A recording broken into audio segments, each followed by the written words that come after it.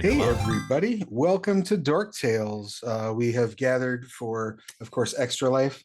There is a donation menu that's special for this game. We are running Vampire the Masquerade 20th Anniversary Edition. It's been a while since I've run it, so please forgive me if I trip on a rule or accidentally ask what your enhancement is, or if I roll knowledge wrong addition, or maybe even drop a story path ultra term. I swear it's not my fault. Um, but we will be running Vampire the Masquerade 20th Anniversary Edition. We will be playing Sabbat characters, freshly minted Sabbat characters. In fact, I would go so far as to say at the very beginning, you're not quite Sabbat characters. We do have a special tip menu for this event. You can spend $5 to give a player one bonus die. So one player, one bonus die. $10 to give me, the storyteller, a bonus die. 15, you can give one player an automatic success. At 20, you can give me an automatic success. At $30, you can DoorDash a bystander in case they're low on blood. Send them a bystander. At $40, you can DoorDash a security guard, like a rent-a-cop. And at $50, you can DoorDash 4 cops. The whatever you DoorDash will respond to being sent in the path of these hungry vampires accordingly. So if you want blood, I recommend the $50 backup. At $100, the sheriff arrives. So that's fun. Not the mortal sheriff, unless the vampire sheriff's already been killed, then the mortal sheriff will come in. Then the neighboring county and so on. There's like a right of succession for this. And then if any kind soul wants to donate $250, Madame Guy, the Toreador Justicar, will show up. So it'll be a bloodbath. It'll be fun. One other incentive for you. I am currently raising money on Kickstarter for the Scarred Lands Player's Guide for Savage Worlds. If you donate any amount here while my face is on this screen, and you get your receipt and you can prove to me that that's what you did, and you back over at that Kickstarter for at least $20, I will honor however much you donated here to go toward your perk over there. So if you wanted the $100 perk, you could donate $20 to my Kickstarter, $80 to Extra Life. I will give you the $100 perk. You have to do it while we're live. So go do it now. I just put a link in the chat. All right. That is my preamble. One last thing. There's going to be blood. There's going to be gore. It's going to be horribly violent. Feel free to just keep it scrolling on mute. Feel free to cover your eyes if you need to. If you have to step away, I understand. We've gone over safety with the players, and there is an X card at play. Unfortunately, I can't pass one out to the audience. So if you're squeamish, this might not be the stream for you. Watch it on mute. Keep it going. That said, let's meet our kindred. Let's kick it up first with Robin, if you would please tell us who you are, what you do, who you're playing, your pronouns, their pronouns, and anything you would care to promote. All right, well, hello everyone. I'm Robin. I use she, her pronouns. I am a dorktales regular here on the channel, and I'm very excited to be playing my first game of Extra Life this year. Just a quick personal note. For every $100 towards my goal that I reach, I am going to be cutting off an inch of hair. So I've been growing this out for like 5 years for my hair. So I'm auctioning it all off for the kids. So yeah, as we get towards my goal, I will chop more and more of my hair off, and I will live stream or something like that maybe. But yeah, super excited to be playing this weekend, and I'm very happy to be in a vampire game. I am going to be playing Celeste Locke, our city gangrel, who also uses she, her pronouns most of the time. I don't know, she has protean 4, so she likes to be animals too. So I don't know if they will have pronouns, I guess, but she doesn't. She's kind of animalistic. But yeah, super excited to be here this weekend, and I'm looking forward to getting violent. I like blood. If you can tell, I just like an hour before game was like, I'm gonna put blood on scrubs. Let's go. Out Paint. of It's curiosity, paint. how long is your hair right now? How much would we need to donate to have it all gone? That Oh is a my good God. question. I don't know if I'll go full bald, but I would probably go pixie cut, and that would be probably about 20 inches. So 2000 USD will get me a pixie cut. Not 2000 Monopoly money? Not 2000 No, Monopoly we money. need the No. real kind, unfortunately. Need the real kind for the kids. The kids cannot live on Monopoly money, unfortunately. Glorious, love it. Looking forward to exploring this bloody adventure with you, Robin. And next up, Ravnos, if you would please give us your pertinent details. Sure. Hi, everybody. I'm the Ravnos Archon playing a Ravnos of all things. Imagine that. I run TTRPG And to tribute, stuff. I will correct you every time. Yes, Tom, you need to say the whole thing. Yes, you Tom, can every keep time. popping in there if you want to. Ravnos don't give a shit. But I run TTRPG stuff here on my own channel. I pop in to help out with Extra Life whenever I can.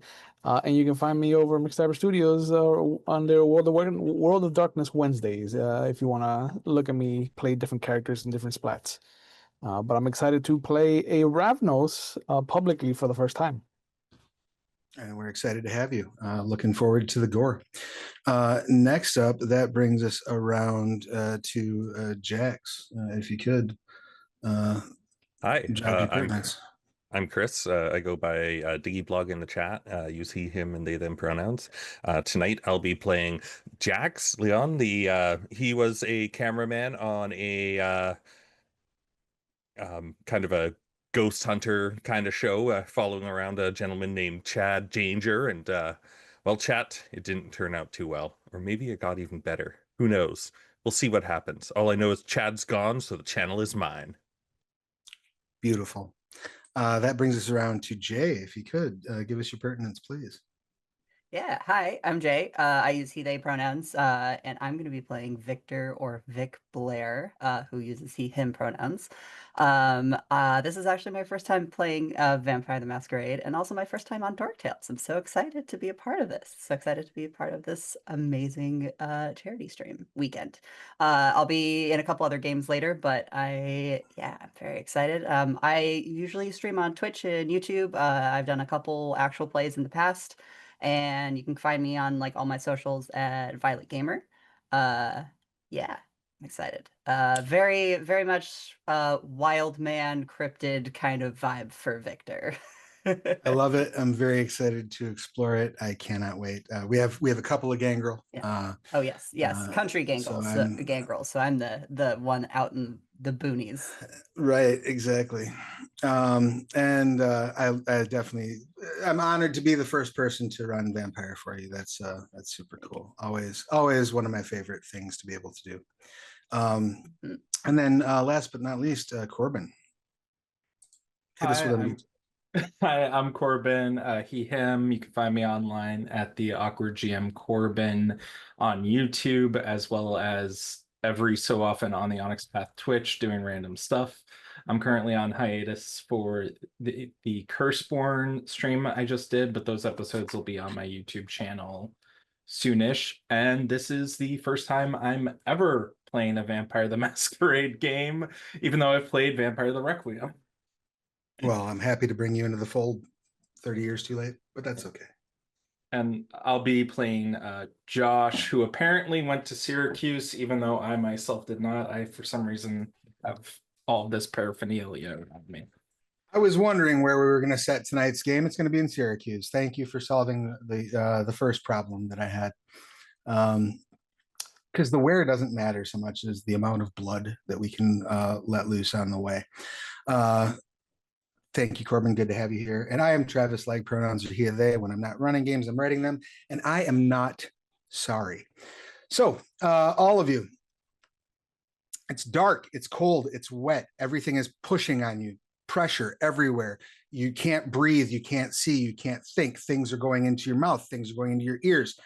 You realize as you struggle against the pressure that is facing you that it's dirt. It's loose, raw dirt. You're stuck under the ground. You're stuck under the ground. You're scared. You're compacting. Oh my God, you're crawling upward. You're crawling upward. You reach the surface. The night is above you. And the first thing you recognize is this gnawing, horrid hunger in your belly. immediately, as soon as you clock that, you hear, "Eat up, pigs," and feel, sort of see, as your vision starts coming into focus, after all, it's been very dark, 3 bodies land in between you. They're all bleeding. They've all been horribly beaten and cut. And you all smell the blood. So if we could, please, let's have a self-control roll from everyone, if you don't mind. I failed.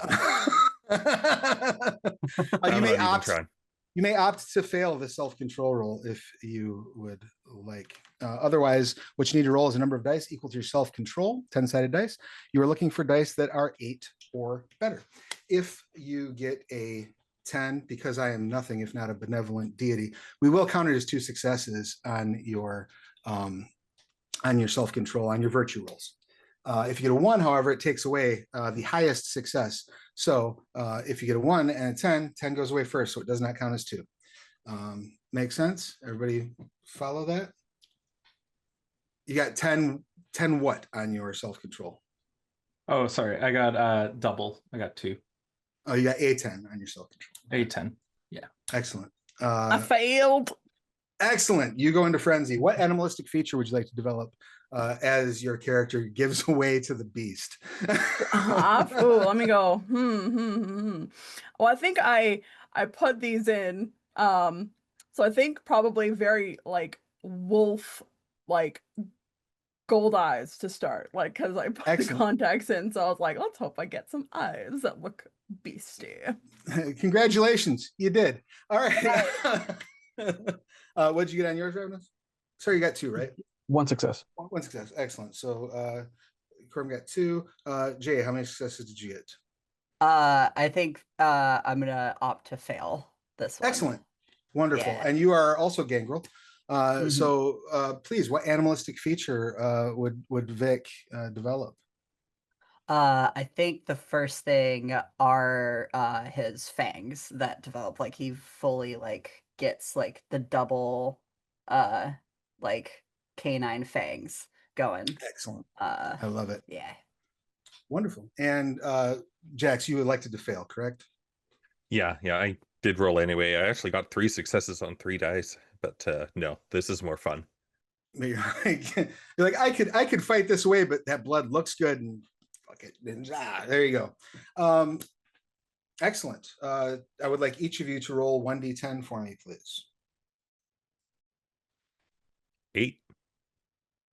Wonderful. Twinning 8 as well. Beautiful. 5. Oh. A 4 for Jay, a 5 for Rav, and a 4 for Corbin. That is the number of blood points you have in your body. Record that down as your blood pool, please. I would like to note that in my estimation, if you have a blood pool of 4 or lower, you are considered hungry for the purposes of, when hungry with resisting frenzy and things along those lines. Now, as you all dive in, just start draining these bodies, clearly with little regard for their well-being. Those of you who did manage to avoid the frenzy can see the absolute animalistic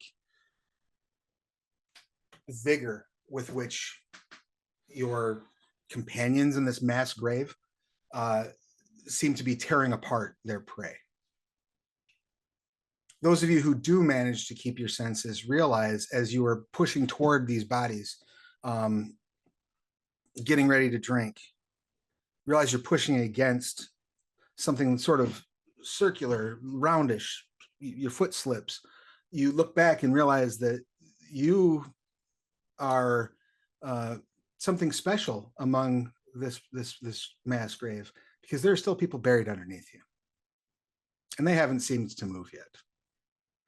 Now, those of you who did resist the frenzy do have the choice of not feeding on these bodies. That is an option you can take. So, Rav, is Isaac gonna eat? Yeah, I think he's gonna try to pull a body away from the smorgasbord that's going on. Excellent. You grab one of the bodies, and as you pull it closer to you, hoping that perhaps in this gentle act of mercy, you will have saved this poor soul from death. You realize it's awfully light, and you get you get the neck over to where you can take a bite, and realize the reason it's awfully light is because it is bisected at around the waist. And yet they reach up and grab the back of your head and go, "Please help me, please. I have children." What would you like to do? I put him out of his misery by biting down. Excellent. And giving into the urge. Wonderful. How about Josh? What is Josh doing when you have successfully resisted this frenzy?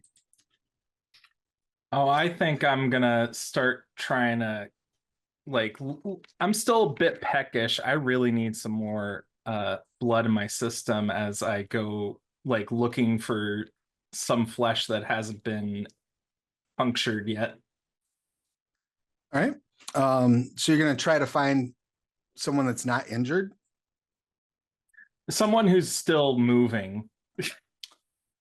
There is, well, everyone who's in this pit is now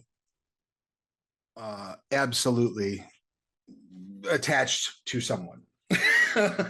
There are none. You do see the lower half of a body that's not moving right now. That's not occupied. Get a little bit off the ankle if you wanted to.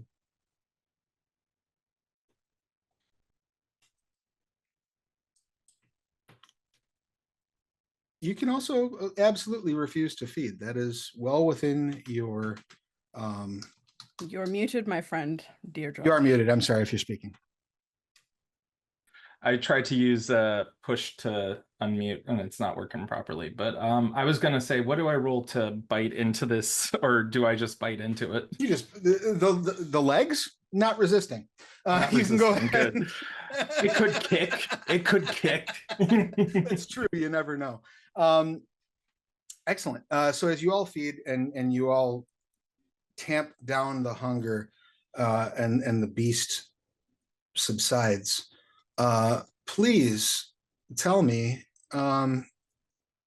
what is your humanity score, Jax? Or I should say, what was your humanity score? Sorry, Jax was 6. Excellent. Then in that case, I need you to make a conscience roll at difficulty 8. What is Celeste's humanity? Also 6. Conscience roll at difficulty 8, please. What is Isaac's humanity? 5. Conscience roll at difficulty 8, please. What was Vic's humanity? 6. Conscience roll at difficulty 8, please. What was Josh's humanity prior to all this? 5. You don't need to make a conscience roll right now. Fail. Excellent. You may reduce your humanity by 1.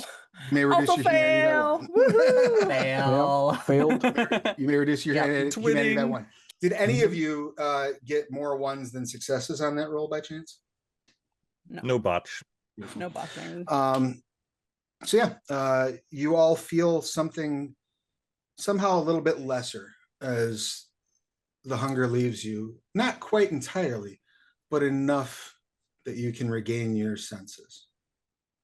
These bodies have not enough blood to really drain anything further. So if you want to satiate the hunger that you still retain, you're gonna have to find blood elsewhere. But it's at that moment that you look up and you realize, the person who shouted "Heads up, pig," you see a woman standing at the edge of this mass grave. She looks like she's probably 19, maybe 20. She has blonde hair that's up in like a top pony. She's wearing like a sweatshirt that has the sleeves cut off and the midriff cut that says "Property of Syracuse Athletic Department," and like gym shorts. She has on a whistle, and she has a pair of like socks, pulled up to her knees basically, and then tennis shoes. She has full sleeve tattoos on both arms, probably about 14 piercings in her face, and has a shovel in one hand. And she says, "All right, maggots, listen up. Tonight you have been recruited into a long storied organization that I will happily tell you all about should you survive the night's festivities. Tonight, we are hosting an impromptu Pala Grande. You have been selected largely due to your proximity to help us spread the good word about the children of Cain to the people of Syracuse. So you're all going to stand up. We're going to have a nice little welcome to the party ritual, and I'm going to send you off to do some real mayhem. Does anybody have any questions?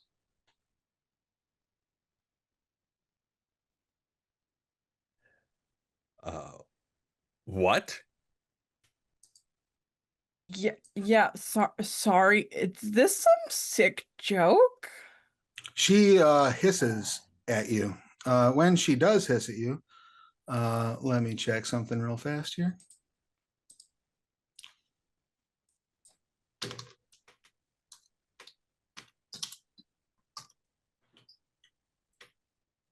What is your wits plus courage? 7.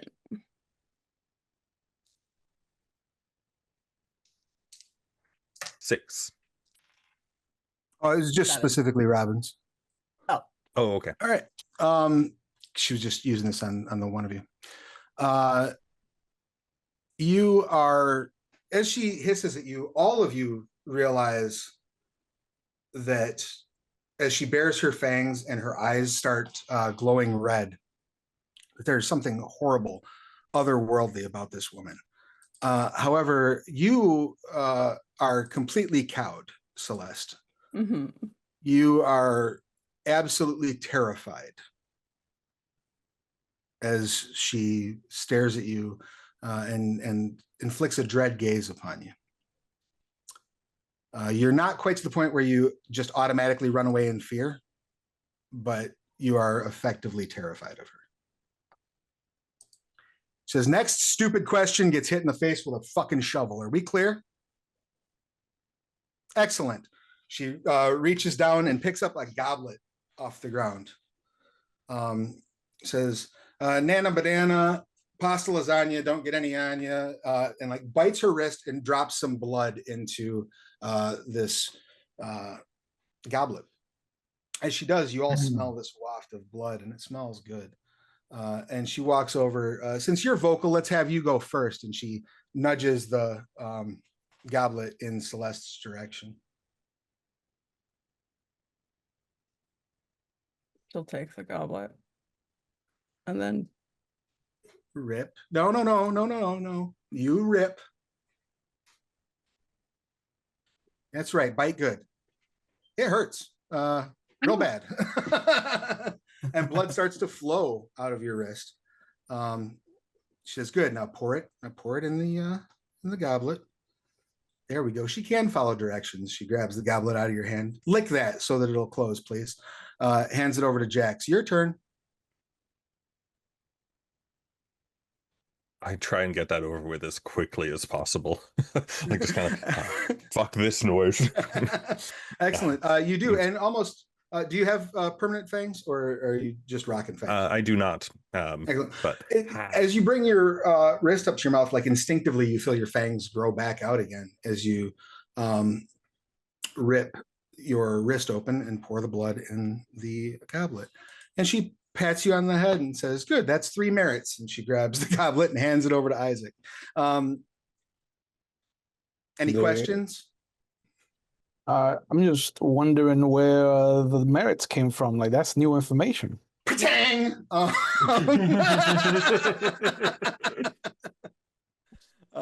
She will smack you across the face with a shovel. Nope. Do you want to try to duck out of the way? Oh, 100%. You may roll dexterity and athletics, please. Isaac knows his mouth writes checks that his body doesn't really want to cash, so he's good at getting out of the way of shit.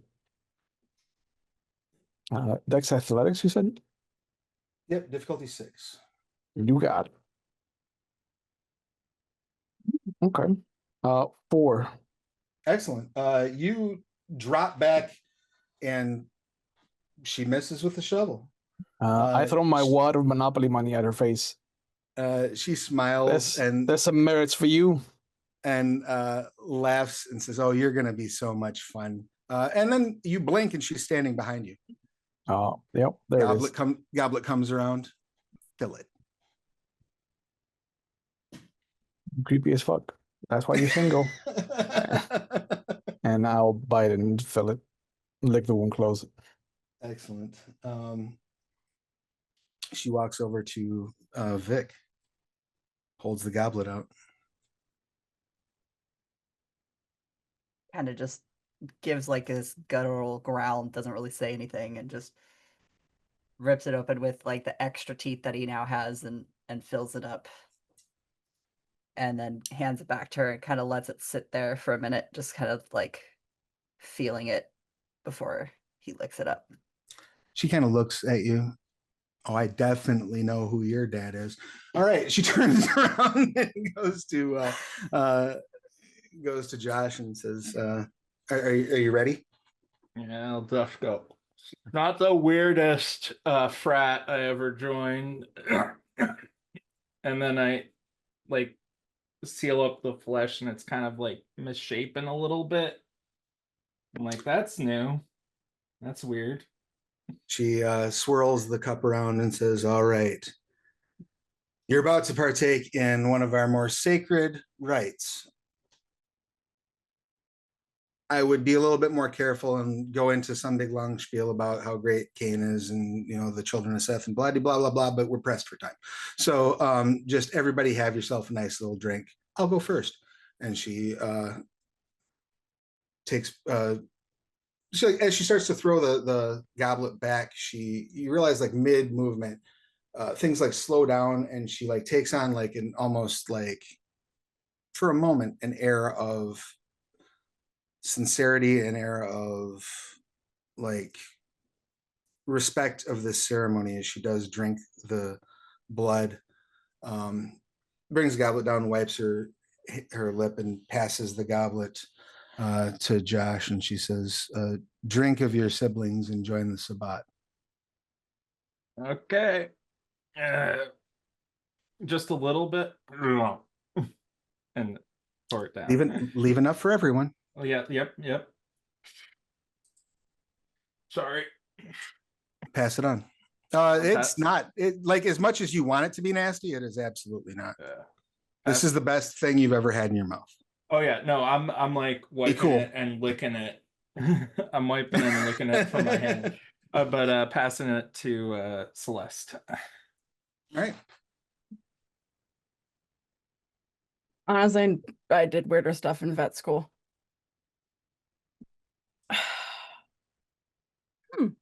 Interesting. Passes it to Jax.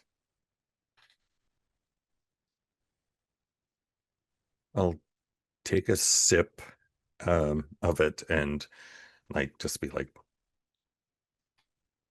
I'll linger a little moment like looking at it after and reluctantly pass it over to Victor and like look at this person who gave it to us and be like, how do I get more? We'll get to that in just a moment. Don't worry, sweetie. I got plenty planned for you. Victor takes it and just kind of swirls it around and takes a pretty decent gulp, and it's just like, I agree with him. I'd very much like some more. And that's the spirit. I'll grab the chalice and just kind of like wipe one of the edges off, and then just stick my tongue out until the blood touches it, and then hand it back. I saved some for everybody else, just like you wanted. That's okay. You're the last one to drink, and I would really appreciate if you just drank the whole thing. And as she says that,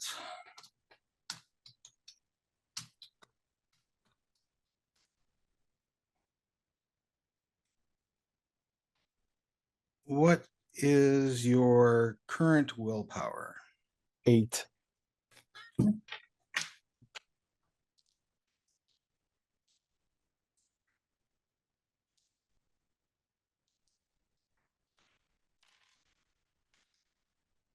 All right. You feel, though not overwhelmingly so, you suddenly feel a great desire to please her, as if she is attractive to you in a fashion that goes beyond simple physical magnetism. Like you feel almost like spiritually drawn to wanting to please her. This night just keeps getting weirder, and without breaking eye contact, I'll just drink the rest of it. Excellent. It wears off almost as quickly as it came on, that sensation. And for a brief second, you have a little bit of resentment that she would use her power to lord it over you like that. That resentment is washed away by a new feeling. What I would like you all to do is either on your character sheet or on a just random piece of paper, a little window somewhere that you can make a note. I would like you to write down the names of all of your packmates, the other players, as well as she introduces herself and says, my name is Ariana Newman. I am of the Toreadorana tribu, and if you all survive tonight, I will be your pack priest.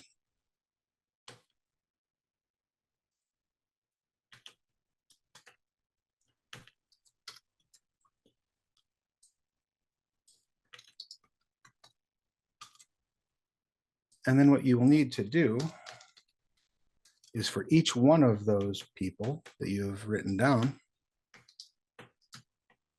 you will need to roll 1d10. We'll record that result next to that person's name.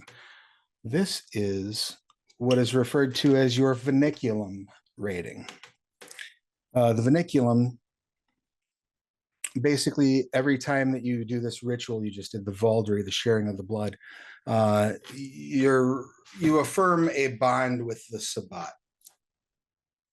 This means that when your pack does the ritual, it brings you together. The mystical properties of blood enhance like a supernatural loyalty. The strength of that loyalty is based on your vernaculum ratings. You certainly do not need to share those ratings with one another. Nobody needs to know what your vernaculum are with one another. But there is a handy little chart of what vernaculum ratings mean and how you will react based on them. And I will share that in our Discord chat, if that works for everybody. Let me know if you can all see and read that. When you roll really high for a lot of people and really, really high for one person.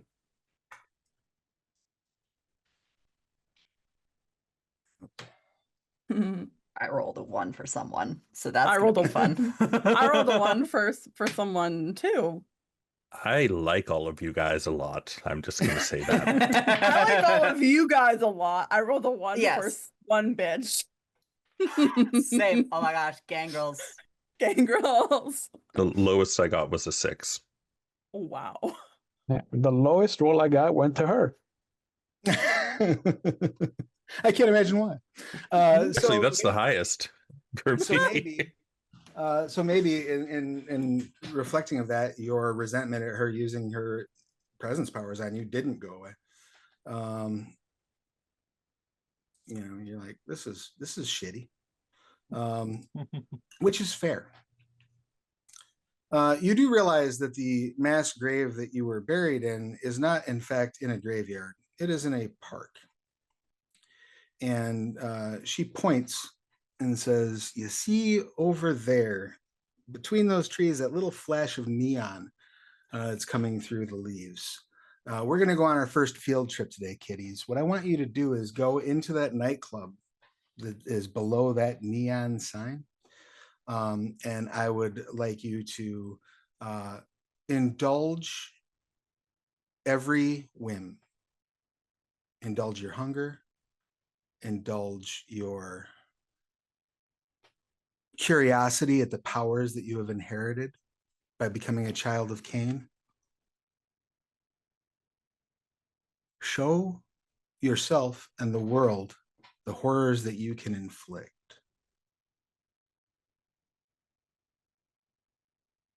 Any questions?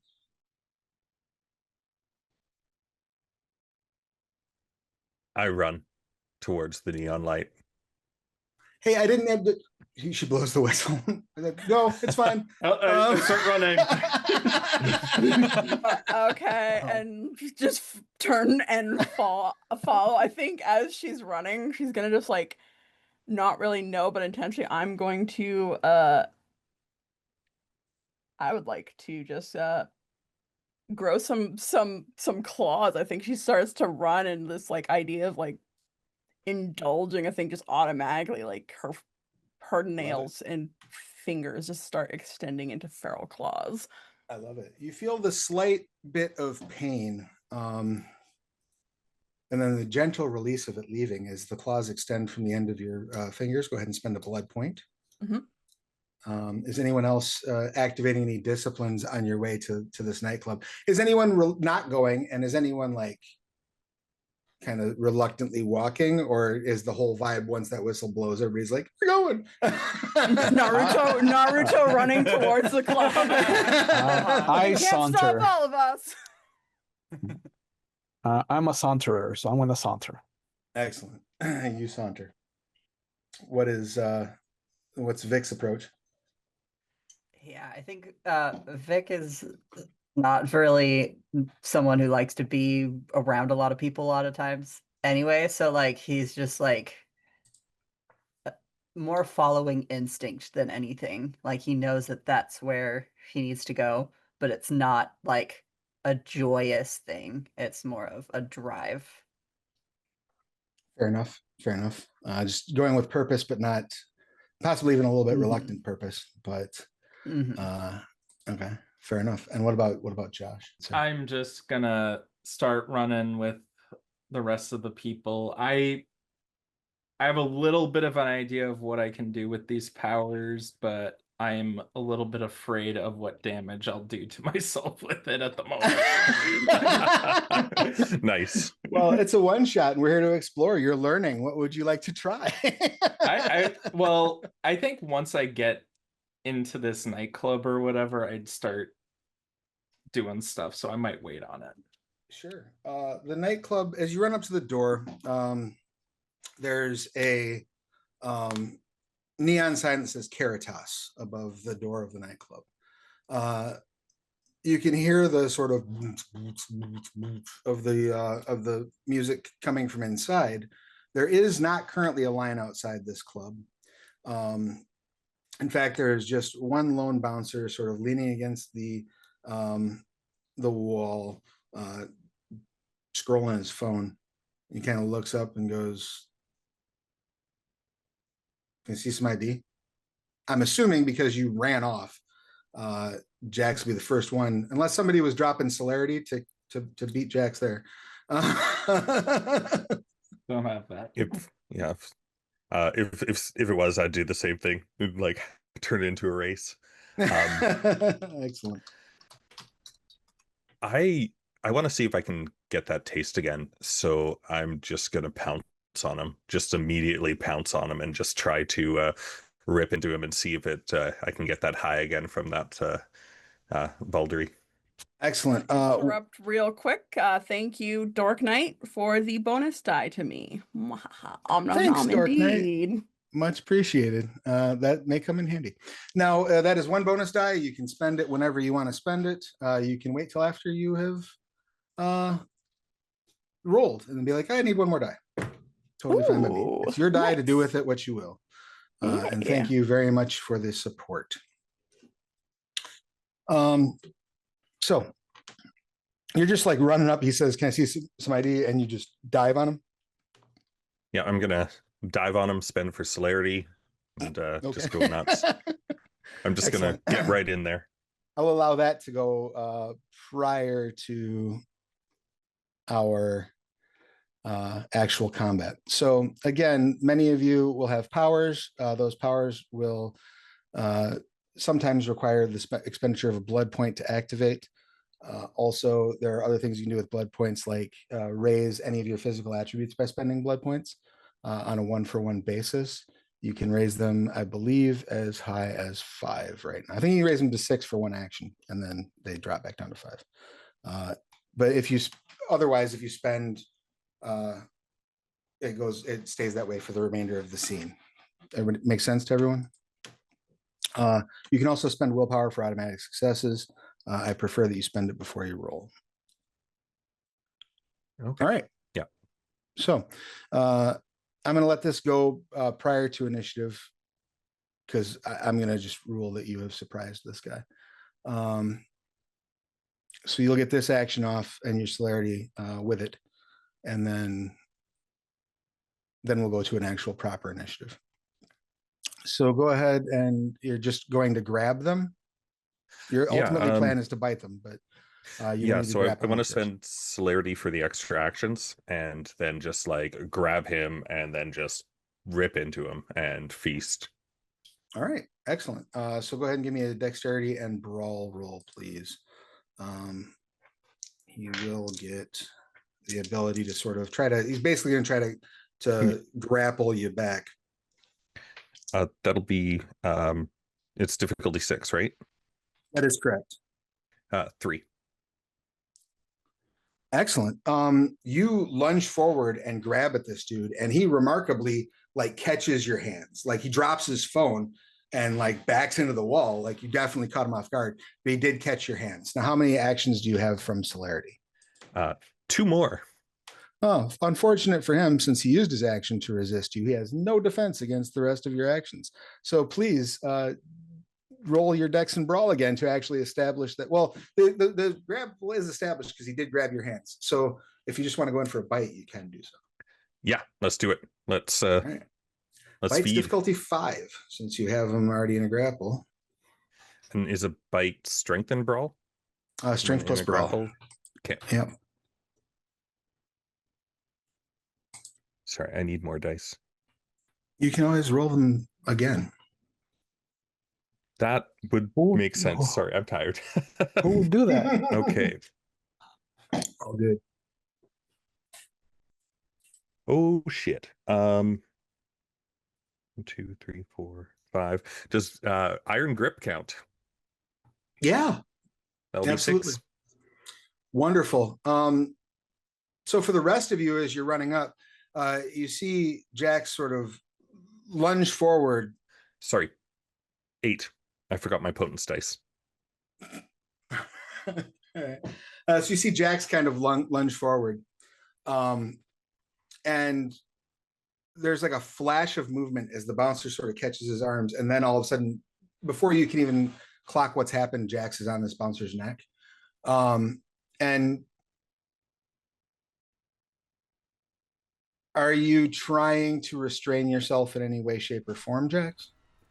Not at the moment, no. Excellent. So the bouncer's throat just comes out and blood sprays about 5 feet in every direction. Sort of being, it's almost like if you take a garden hose and you put your thumb over the end of it, you know, how like that makes it sort of spraying different. That's kind of what Jax's face is causing. Yeah, like you have to like kind of stop and back up a little bit to not get sprayed, or just keep going forward. Who's to say? So Jax, you may freely feed this bouncer has joined the choir invisible. He is an ex-bouncer. He is no more. Awesome. You may drain up to either your blood pool maximum or 10, but you may only take 3 blood points per turn. That puts me at max with 3. Right. Awesome. Rock and roll. You're all at the club. Doors there. Bouncer clearly no longer a problem. Do any of you care what's going on in the street besides what's happening directly in front of you? Yeah, I do. That might attract attention. Sure. Why don't you go ahead and give me a perception and alertness roll? You got it. Difficulty is 6. 6. If I don't give you a difficulty, it's Standard difficulty. Yep. Yeah.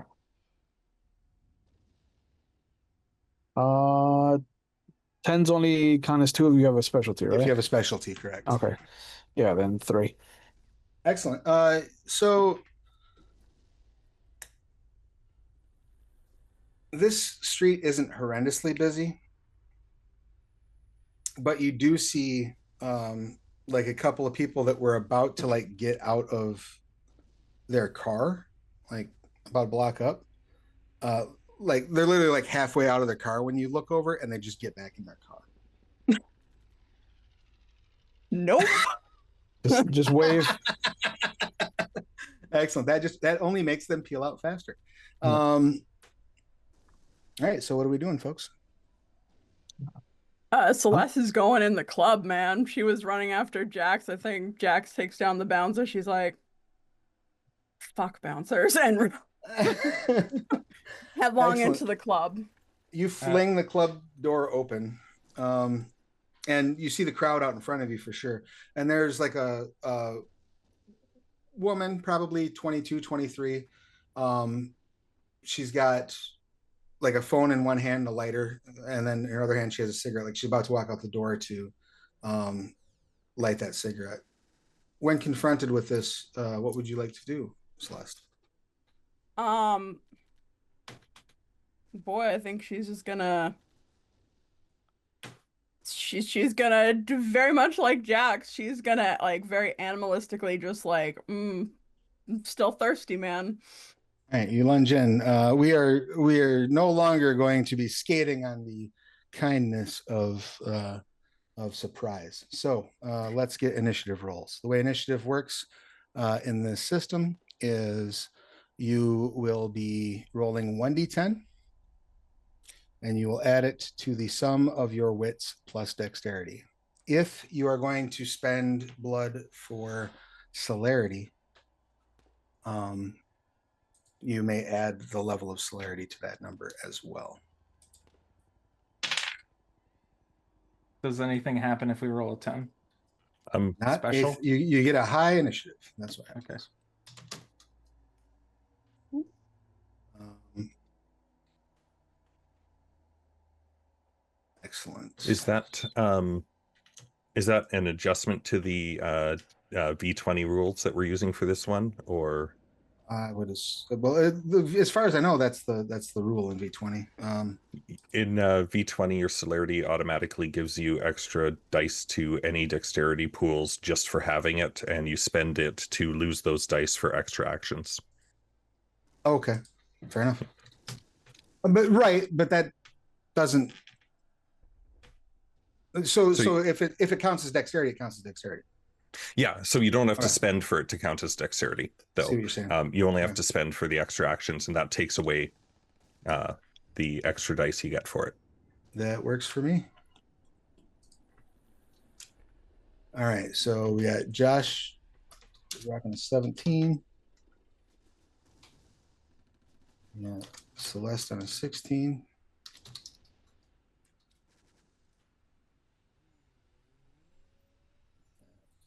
Corbin. Okay, never mind.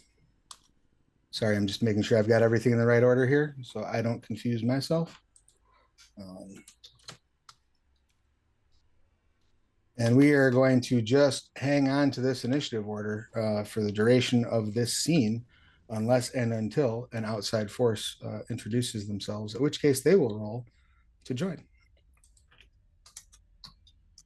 Make sense? Everybody cool with that? Sounds great. Yeah. Saves us a lot of unnecessary juggling and messing up our flow. So I just want to make sure. I feel like I'm missing someone. Ah, there we go.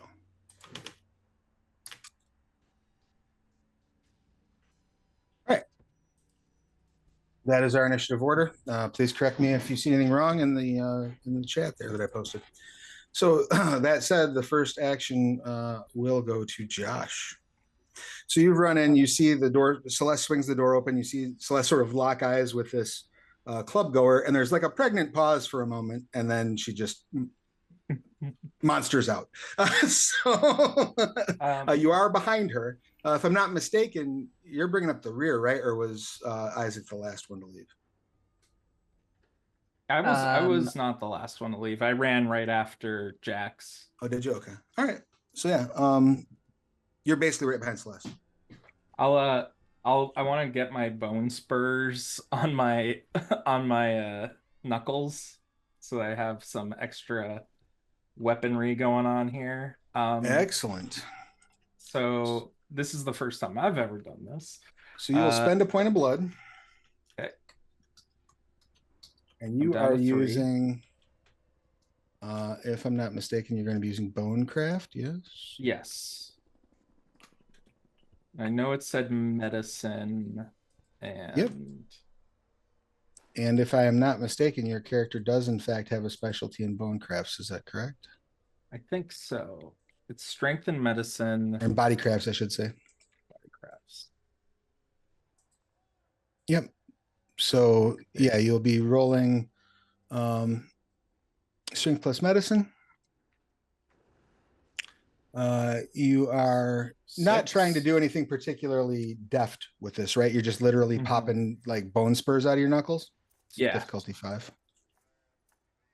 Oh, you're making an offensive weapon, so it's in that case it's difficulty 7.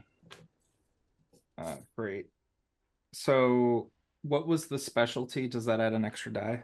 Nope, that means you get to count 10s as 2. Okay, then I only got 1 success on that. That's okay. You only need 1. Okay, and can I use Auspes for heightened senses as a reflexive action to see what the most dangerous threat is in the room? You can, but as I find it just fucking hilarious of you turning on heightened senses while you're ripping bones out of your skin, and you're new to being a vampire, you don't do those in the right order. Yeah. Oh, that's beautiful. That's beautiful. So you run up and you're like, oh god! Why didn't I get the regenerative healing? Why did I go for the claws? Why did I do this first? But you do have. You did it for the lulls. So yeah, it hurt like a son of a gun. If you do take a level of bashing damage that you may heal if you like, and you have the benefits of heightened senses, but and then your punches would do strength plus 1 lethal. Okay. Makes sense? Awesome. Yep. All right, rock and roll. I think that's the end of my turn. That then brings us around to Celeste. What would Celeste? You're eating this poor girl that was at the club, right? I would like to eat this poor girl. Yeah. Wonderful. She's gonna scream and try to get out of the way. So you go ahead and roll your Dex brawl, strength brawl. I'm not particular about which one you roll when you're attacking. Strength for bites, but if you're grappling, you can use either one. I'll use strength. I have powerful bite as a specialty for strength. Would that apply? Technically no, because you're grappling. You have to establish a grapple to bite. Yeah. So it will not apply on the first grab. Sounds good.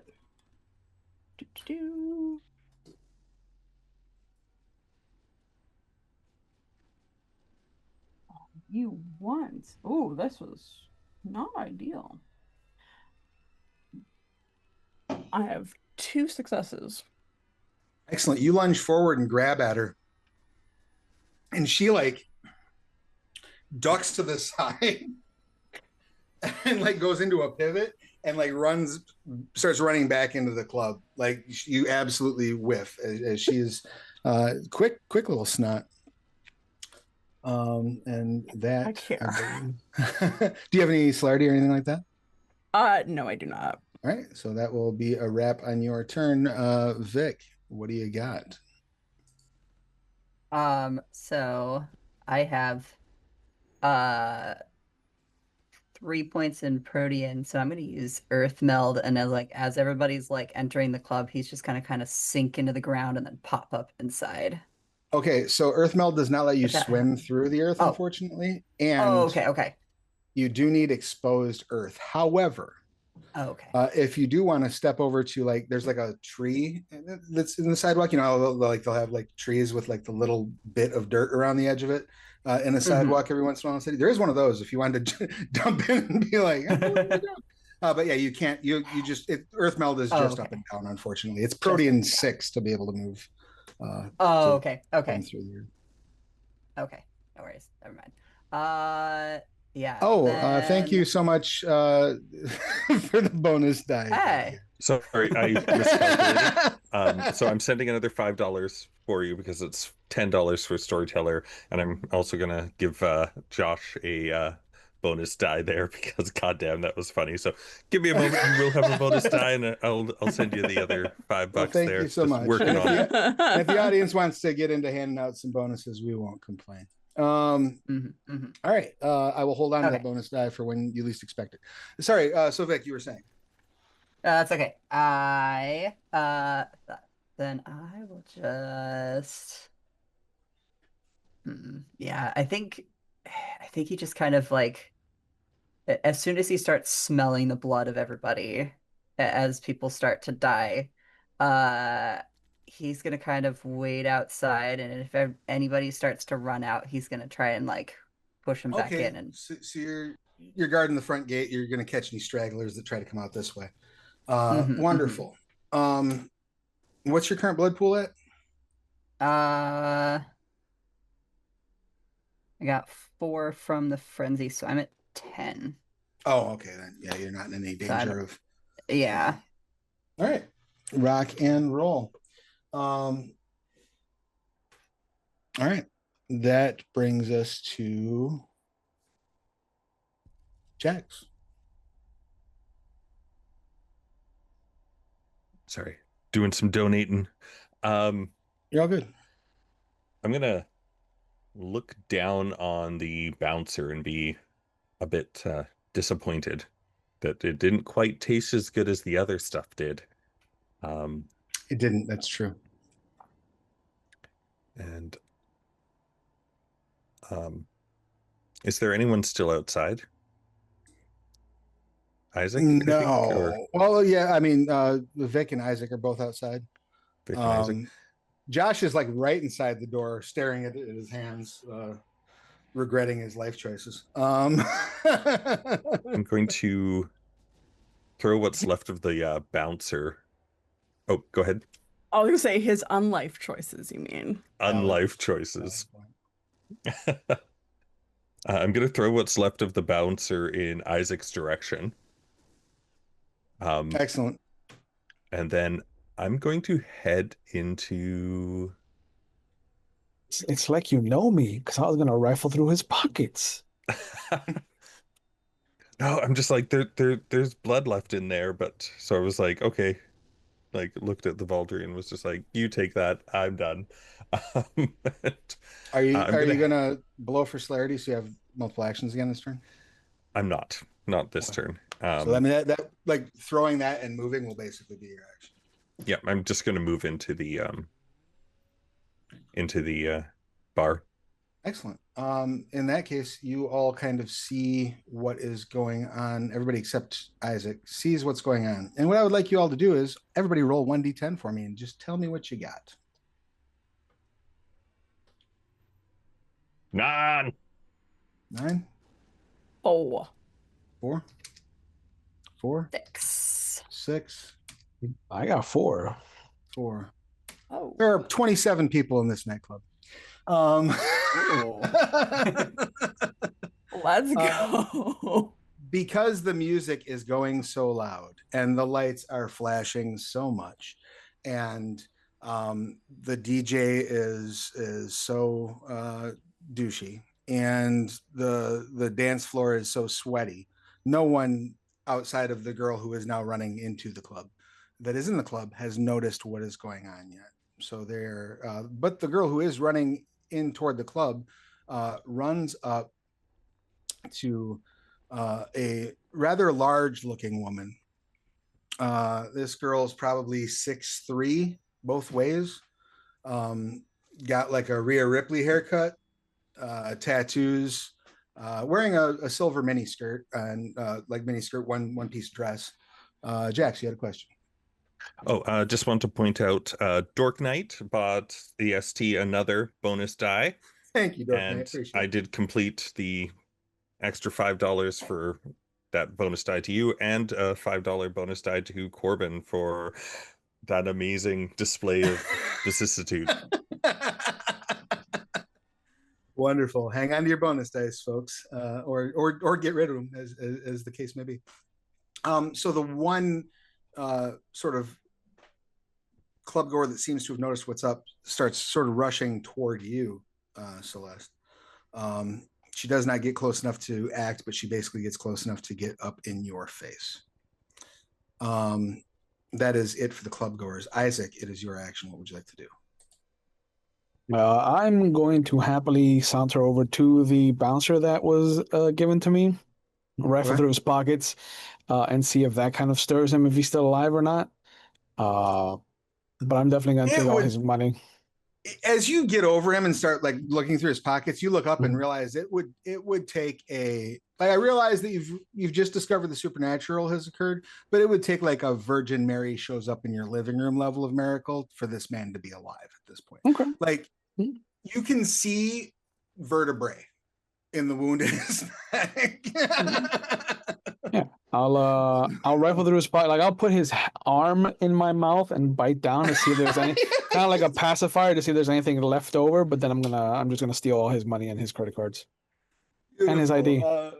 Yeah, we do live in a cashless society, whether we like it or not. So he doesn't Yeah. have any cash on. Well, he doesn't have any cash in his wallet. He does absolutely have a big old wad of cash in his one pocket because he's been taking door.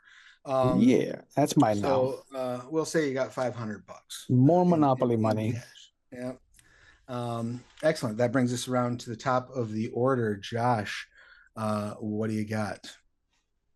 Okay, I'm just gonna go straight for someone from behind while they're dancing, stab them in the back with my claws, and try and like bite on their neck if possible. All right. Are you going to try to, so as you're moving through, are you going to try to go around the large fit woman who is dashing in the direction that you are coming from? You're going to try to Oh, like, if she's skip to the side, or are you going to just be like, oh, you're coming to me? Awesome. she's coming to me, awesome. Right, Right. right in the face. Excellent. Go ahead and roll your strength plus brawl or dex plus brawl. Like I said, I'm willing to let you do either one of those because I'm a nice They're guy. the same, and I'll use that extra die I got. Excellent. At the very least, I'm not rolling zeros, or sorry, ones. So I got that's handy. a 0 on the die, so that's 2. And then I have If you have the a claws. specialty. If you have a specialty, it's 2. The only time it doesn't count for specialties is on humanity, willpower, virtue rolls. Otherwise, you need a specialty for it to count as 2. Okay, so I've got 1 on the die roll, and it says here that it's strength plus 1 lethal damage for the knuckle spikes. Yep. And so since she got no successes, you run straight into her and just now, how tall is Josh? Because we've established this drink of water moving at you is quite tall. She's 6'3". She is large. So how big is Josh? He'll be about the same, just 1 inch shorter, 6'2". Oh, so you're about 6'2". So you're going for a face. Right on. Go ahead and roll your strength plus 1, please. Strength plus 1. Another 10 on the die. That's it. Just the one. All right. Yeah, 1 die, 10 plus 1, right? Oh, it's strength. Oh, it's roll your strength dice and then 1 additional die. I was Yeah, like, you have 1 strength? And it's then still the same. It's still you the actually same. get to roll one more die, because when you hit somebody in combat, any net dice that you get on that hit also add to your damage dice. It's still the same. Just one success. All right, success, so that's 1 lethal. So you punch her in the face, and again, new to having vicissitude, your sort of bone spurs get stuck in her cheek for a second, Yeah. and you have to kind of like to get it loose. And as you do get it out, there's a sound and like some blood sprays across. What's your current blood pool? My current blood pool is 3. Awesome. I would like you to make a self-control roll at difficulty 8, please. Yeah, that's not gonna happen. Let's see. Self-control. You could choose to fail. Yeah, I fail. Excellent. Did you roll any 1s or anything like that? No, just 2 4s. Excellent. So you are going into frenzy. Now, before we just sort of narrated how this works, but frenzy has some specific effects. When you are in a hunger frenzy, you will basically bite the nearest thing and gorge until you are at full blood. Totally. You may, every round, make an additional roll to try to gather control of yourself. You may spend a willpower to act normally for 1 turn. But right now you are in the grip of the beast.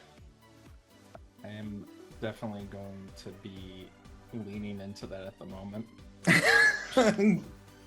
Wonderful. I have All right. I have cut through her cheek with my bone, and I am probably going to be feasting on this for a bit. That brings us around to Celeste. So as you're moving forward, Celeste, Josh just comes behind you like, I don't know, like Adam Sandler in The Water Boy, and just sticks this chick in the face.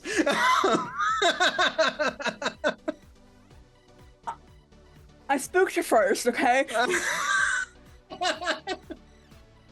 To be fair, it is the girl that the other girl went and got. So the one that you spooked is behind the girl still. So you can Okay, go, I'm gonna go for her still. I'm still gonna go for her. I'm like, get over here. Wonderful. I What got would you. What would you like to do?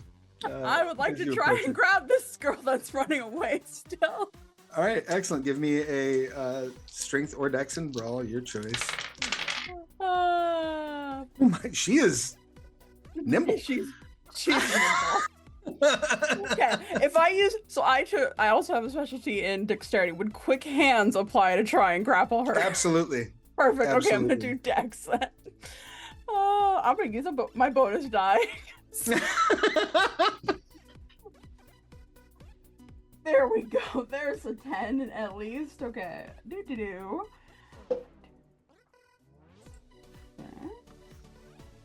All right, 6 successes this time. Excellent. So, very important question because you did mention earlier that you have your wolf claws out. Are you trying to just establish a grapple, or are you swiping at her? I would like one to of those establish things a is going to slow her grapple. down a lot more.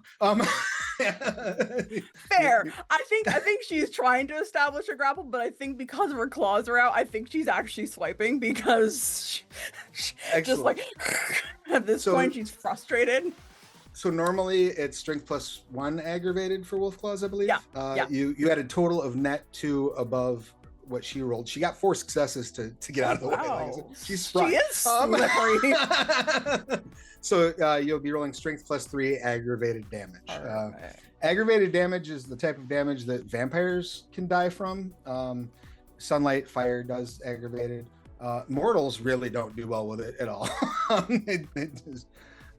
It's not good for them. Okay, so real quick, do 1 subtract on One damage. subtract Yes, success. perfect. We love this. That's gonna be 0 damage. Excellent. Since you got 0 damage, and this was sort of a clumsy grope, I will say that you have in fact got a grapple on her. Okay, perfect. Lovely. Next turn, I'm biting down. You do, however, absolutely like shred, like her like the back of her top is just non-existent at this point. Yeah. Perfect. And you clearly did scratch down her back before like getting an actual grip like on her. You got her by the waist of her pants at the moment. I like hooked her bell loop or something. Like, just no.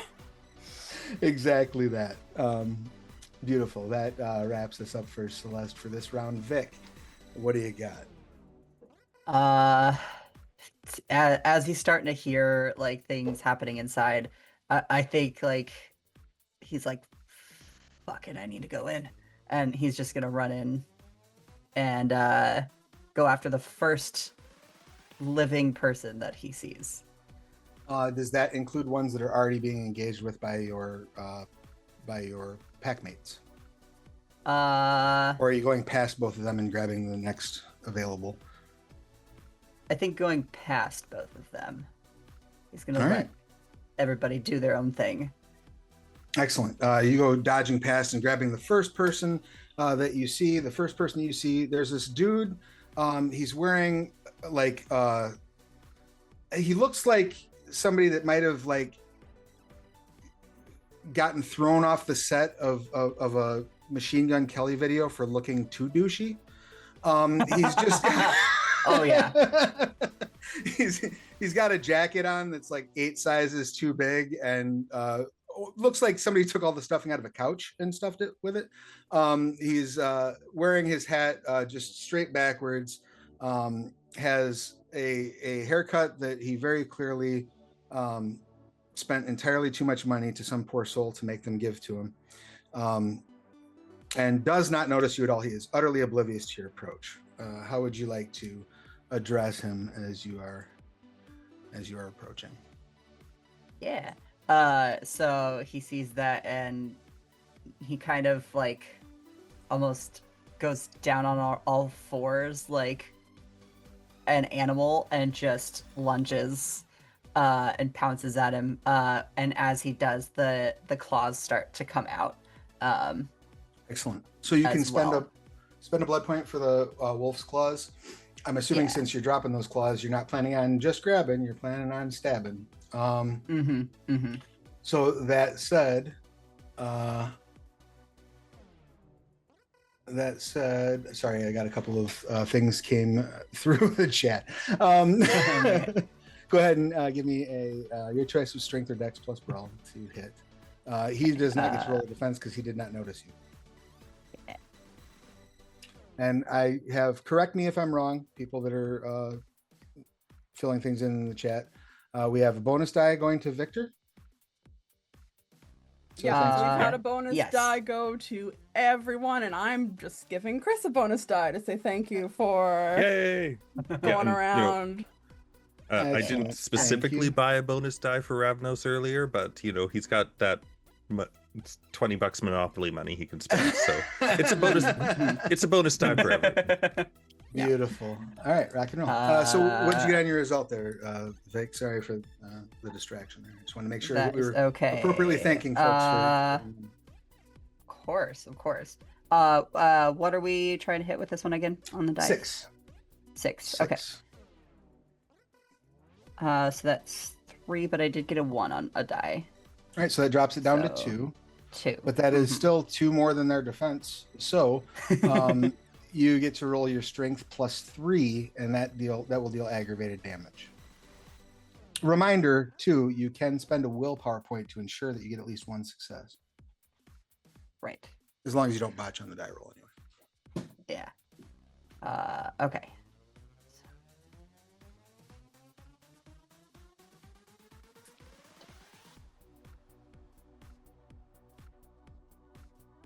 So, and again, because I'm still new, so strength plus 3, and then I just count the number of successes, correct? Yep. So anything that's Okay, above a perfect. 6, if you get a 1, it does cancel it. If you had a specialty that would apply to doing damage in your strength, like brutal or punishing or doing damage, that would let you count 10s as 2, but otherwise it's just Okay. Yeah, I rolled 2 1s and an 8 and a 9 and a 7. still 1 success. So, 1 success. You leap forward and you're pretty sure you've got this dude dead bang, but unfortunately there's so much starter jacket between you and his flesh. I miss surprisingly puffy jacket. I didn't quite I thought he was a bigger dude, but he's a smaller dude in a big jacket. Right, So I right. was like, He's the not he's as- the inverse of Chris Farley. Absolutely. Yeah. So you just you cut through a lot of coat, and it's no small cut. I mean, you go down his back and like blood starts pouring out from his neck and just spraying all the way out toward you as you leave like a Freddy Krueger-esque sort of pattern down his spine. So Alanis Morissette would be pleased. That brings us around to that brings us to Jax. What do you got? Oh, just now I got Alanis Morissette stuck in my head. That's what I got. Okay. Would you forgive me, love, if I drank blood in your shower? Isn't that ironic? Don't you think? Like rain on your wedding day. Oh my gosh. All right. Does it look like anyone's having trouble? I mean, nobody looks like they're in immediate peril, but you do clock that like a couple of the crowd seem to be starting to get like aware of your presence. Okay. And just really quick, we just got a donation from I don't know. I'm gonna guess this is Chef, but as their real name, just because they were looking on that. But from Christopher, Oprah style, Storyteller gets a bonus dice, and all players get a bonus dice. So thank you very much. Thank you. That's very, very, very generous. We deeply, deeply appreciate it. Thank you. Oh, that's awesome. Thank you. Thanks, Chef. Yeah, thanks, Chef. So where was I parked? We were parked at Jack's, right? This isn't where I parked my car. Yeah. So yes, yeah, you can clock that some of them are starting to clock what's going on with you. I want to try to run around to the other side, just to see if there's any kind of door or anything on the other side that might look like a way people can get out. I want to block the exits. Okay, so Isaac's on the front door. You're going to run around the side, see if there's an alley door? Yeah. Or like a door to like the kitchen or the private area, the staff area, anything that emergency exit, anything that I can see. Yeah, you zip around the side of the building, and sure enough, there is absolutely a back door back there. There also appears to be a couple of club goers near the dumpster that are engaged in some private activity in a public place. You can see one of them is clearly either squatting or kneeling, can't quite tell from the angle that you're standing at, while the other is standing, for sure. They do not notice you. They seem to be otherwise occupied. Are you like, you're not using any celerity at this point, or are you just... Not a... You know what? So, yeah, no, I'll not yet. So getting back there, you see the busy club goers. They had a good night. They're having a lot of fun. And that, kids, is how I met your mother. So that brings us around to the club goers. I'm gonna use a little die roller I have. I'm gonna do this over here on my server because I know how it works. So we have 24 club goers that we have not engaged with. So I'm gonna roll 24d10. I'm gonna roll that at a target number of 9. We're gonna see how many people in this club are armed. Because it's America. So America.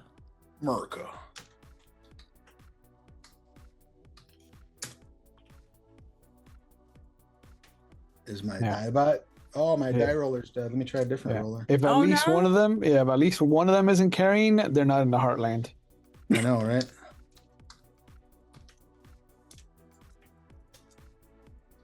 All right. I so mean, you we're got in 1, upstate 2, New York. 3. People are carrying. All right. 6 of them are carrying. So it comes around to their turn. The nearest person to where Vic sort of ripped this dude in half, kind of turns and like screams, and like as they scream, like throw their drink in the air, like they make a absolute spectacle. This causes the DJ to sort of like look over the edge of the booth, and their eyes widen. The rest of the club doesn't seem to have. There are also, we'll say, 3 members of the club, 3 club goers, I should say, who seem to have noticed this physical altercation going on near the door and have sort of started to make their way through the crowd. But they're not like moving rapidly. They're sort of like slowly walking toward the front door. That makes sense.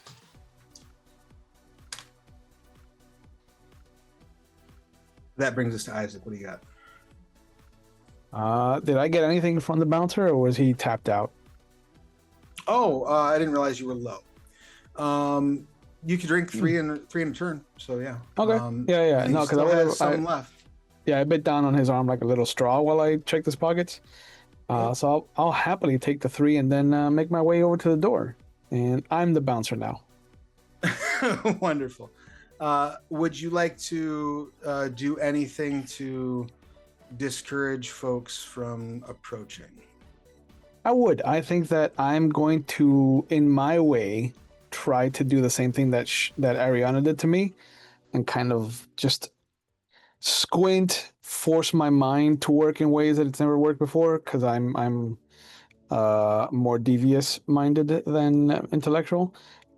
Sure. And I think that I'm gonna end up using apparition to Wonderful. make it look like there's a fire out, like a burning car is outside. Okay. So apparition, that is Shimmerstry 3. Yep. You'd spend 1 blood point. You spend 1 blood point to make the illusion move in one significant way. Mhm. Or in a number of subtle ways. So basically you're creating an illusion of the fire burning, right? Yeah. So I think it would be like Fata Morgana with an apparition on top of it. Right. So it's going to be a willpower and a blood point. And You got then it. if you want it to move beyond its initial creation, basically you'll need to drop a blood point the next turn to get the fire really roiling. Yeah. But yeah, you spend a blood, you spend a will, and the funny thing about it is, to an observer, because if I'm not mistaken, you're not anywhere near low enough generation to spend 2 blood points in a turn, right? No, I didn't think so. not fancy. So you point at a car and you see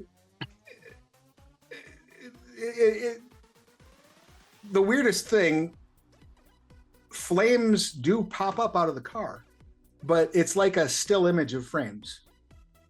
And you have to kind of like fiddle with it for a second to get the flames roiling. Yeah, I'll stand at the door doing that. Just be like, that. What was that, Celeste? You were muted. Oh, I'm just laughing. Oh my god, I'm just laughing. It's hilarious. I'm on the bouncer's seat, just like, no, more. Yeah, exactly. You're fanning the illusory flames. Wonderful. That brings us around to the club goers. So I lied. The club goers already went. That brings us back to the top of the order. Josh, it is your action. What would you like to do? So is this woman fully drained yet, or am I? You haven't drained anything out of her. You punched her in the face. There's blood running out of her. No, she looks very angry. In fact, she does not look. She looks like the opposite of frightened by this situation. She looks like she's about to try to break them things off in your ass. I am going to. Can I establish a grapple and bite? I forget how you do that. I don't know how you do that. You can try to make a Dex or Strength plus Brawl roll to establish a grapple, and then on the next action you can bite. If you don't have celerity, that means the next turn. Also, I would remind you all, as you're getting into these physical altercations, you can absolutely spend a blood point every turn to pump up your physical traits. As you pump those traits up, they stay that way till the end of the scene unless you bring them over 6 dots. Okay, I'll pump up by 1. What does that get me? Gives you an extra, every blood point you spend gives you an extra die in the trait that you choose. So you can raise your strength by 1 die, you can raise your strength, extra stamina, 1 die per blood point you spend. I'm gonna use all the extra bonus dice as well I got. Just burning through those things, huh? Please. It's good. donate. Then people have to donate to give us more. And think of the children. Yeah, It's we are true. we are sucking for the children. Really? For the children. We got 8 dice here, and I rolled nothing above a 7, but luckily nothing below a 1.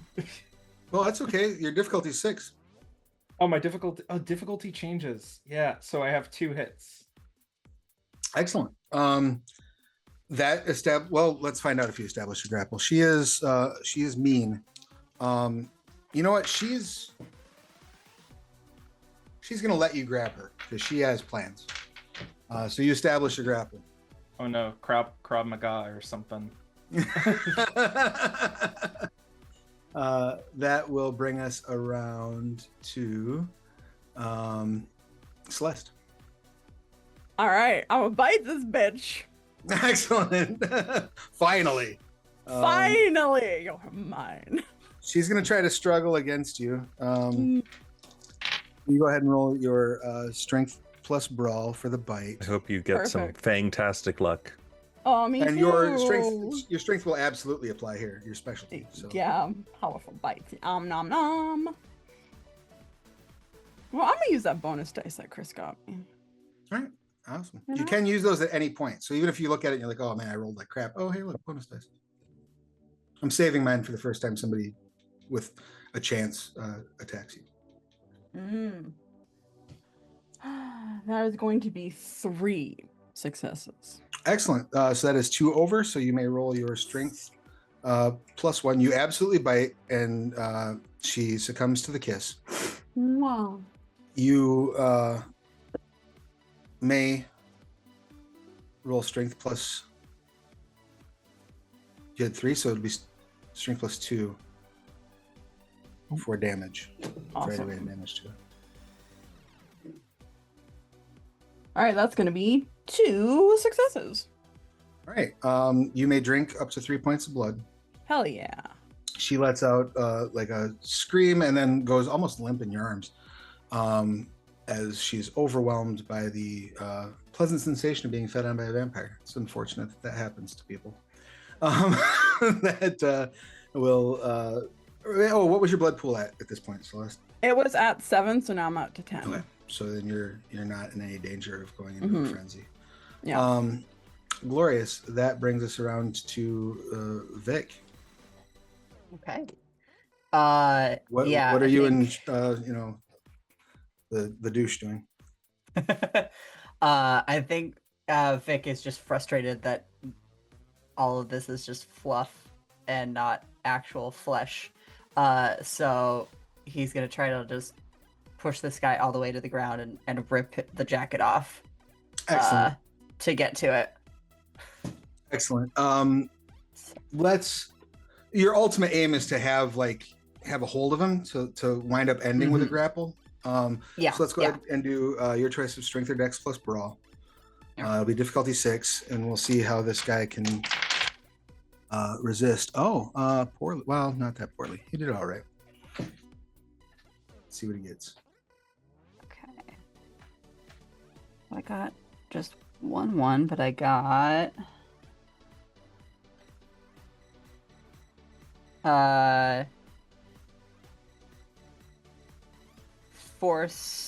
three successes because I got a 1.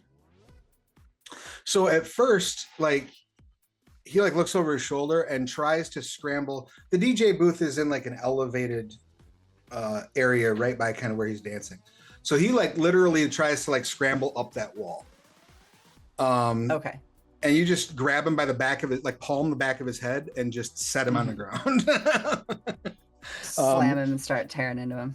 I'll let you go ahead and roll your strength just to see if you do any damage to him because he is falling. That's funny. Oh, I rolled garbage on that. I rolled I rolled a 1 and an 8, and then the rest under that. So, nope.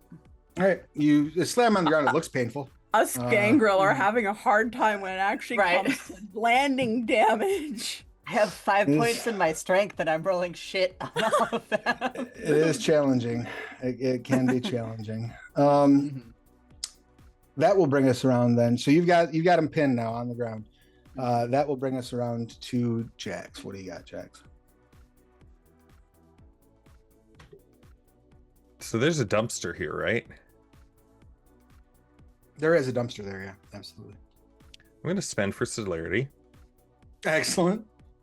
And which does not count against generational. So, I'm going to also give myself blood buff and give I'm going to spend for celerity because it does say that doesn't count towards generational maximum.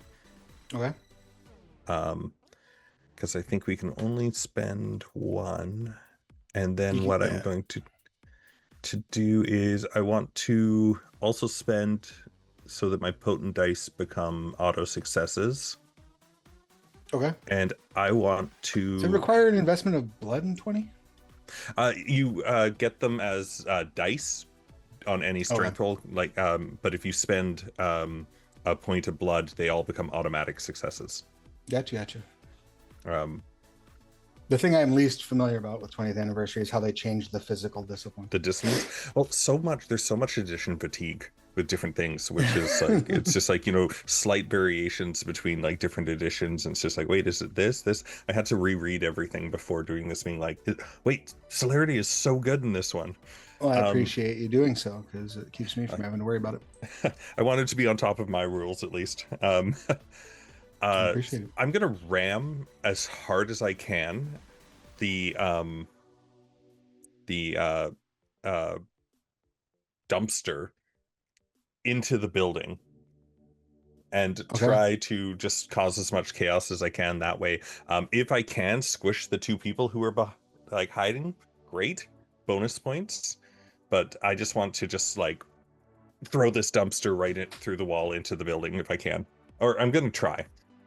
Okay. Are you trying? So you're trying to go through the wall, or you're trying to make it in through the back door? Probably a little easier through the back door. That works for me. Cool. We'll say this will be strength. Technically, it would be, I guess, strength and athletics, probably, to do this. Strength and athletics. Strength, effectively, right? Awesome. What's my difficulty, sir? I feel 6. This would be harder. Oh, 6? Awesome. 6. You're fine. You know what? Let's throw willpower in there too. Why the hell not? So that's 3 extra successes guaranteed. And then I guess Iron Grip wouldn't count. Sure would, yeah, absolutely. Oh, it does? You're holding on to that dumpster. That's okay. You can't grip the dumpster, you can't toss it. So that's 8. If you can dodge a wrench, you can dodge a dodgeball. 8 successes? 8 successes. So you grab the dumpster and not wanting to waste any movement, you spin around this way, basically smacking into the couple. You hear a very unfortunate crunching sound as the man starts to scream. And the 2 of them sort of are flung down the alleyway and start rolling. Continuing the motion, you get it aimed at the door and shove inward. Now, what is your potent score? 2? All right. As you shove it in, it goes in probably 6 inches, 8 inches into the doorway before it finally stops. You just can't make it squeeze anymore. But you have effectively folded in the sides of the dumpster to make it fit. So that back door is completely blocked off at this point. Somebody would have to climb into the dumpster and then out of the dumpster to get out the back door. Perfect. Which is about to be hilarious. And then the other two celerity actions go at the end of the round. Excellent. So that will bring us around to our club goers. Yes. So now the DJ kills the music and says, "Security, we got a problem here," into the microphone. The three people that have been moving toward the door move up closer. I would assume, based on arrangement, they are closest to Celeste, right?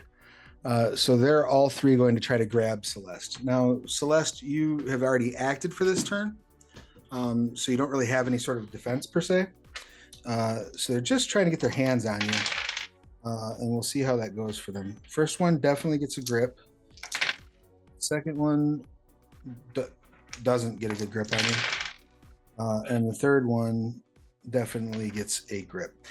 So these two of the three people that have walked over have kind of got a hand on each of your shoulders, and the third one's kind of trying to get a grip on you, but you're sort of moving and getting out of the way. The bouncer has called the one who you're grappling with, Vic, is going to try to headbutt you in the face. You do not have a defensive action because you are out of actions, and they got 2 successes to headbutt you. Go ahead and roll your stamina, if you would, Vic.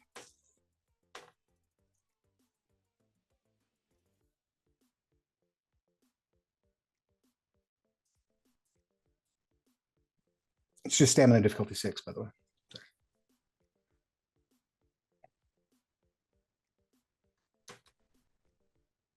My dice are not doing well. That's 2 1s and a 3, so that's 0. That is a Totally botch. Botched it. Yep.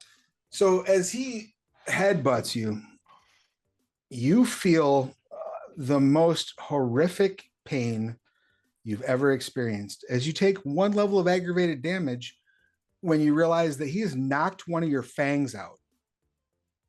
Oh.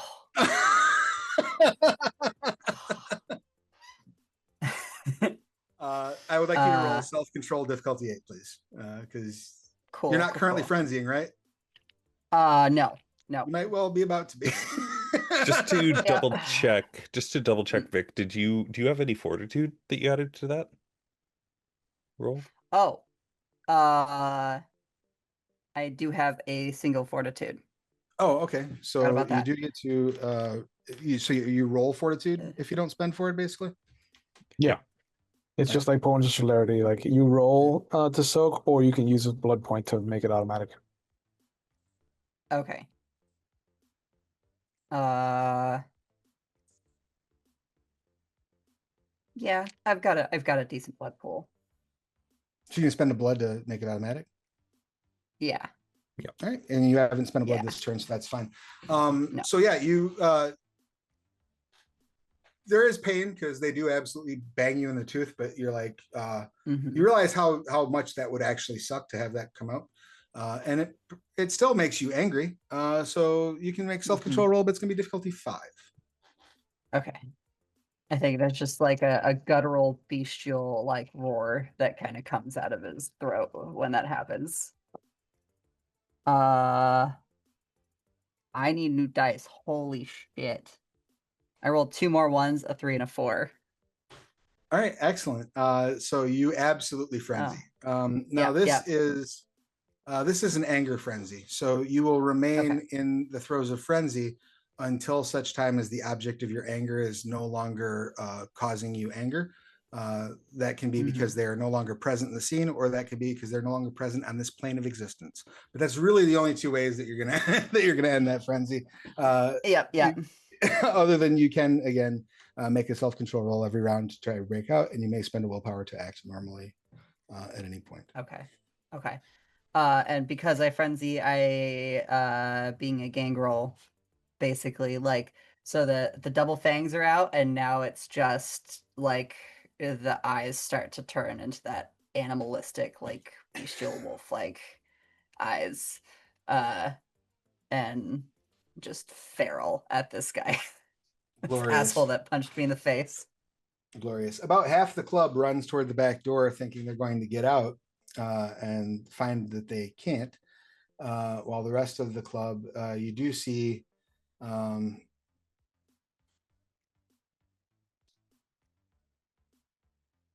five people start reaching under their coats or into their handbags.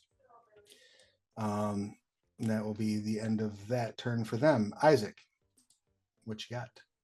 I'm gonna open the door to be as cheeky as possible and ask whose car is on fire. But noticing that there is a trio of a-holes on Celeste, I'm gonna just saunter up to one of them, use a blood point to enhance my dexterity, use another one to keep the car on fire because I have to. And then I'm right. I was gonna say, yeah. you only said one Concentration. a turn, right?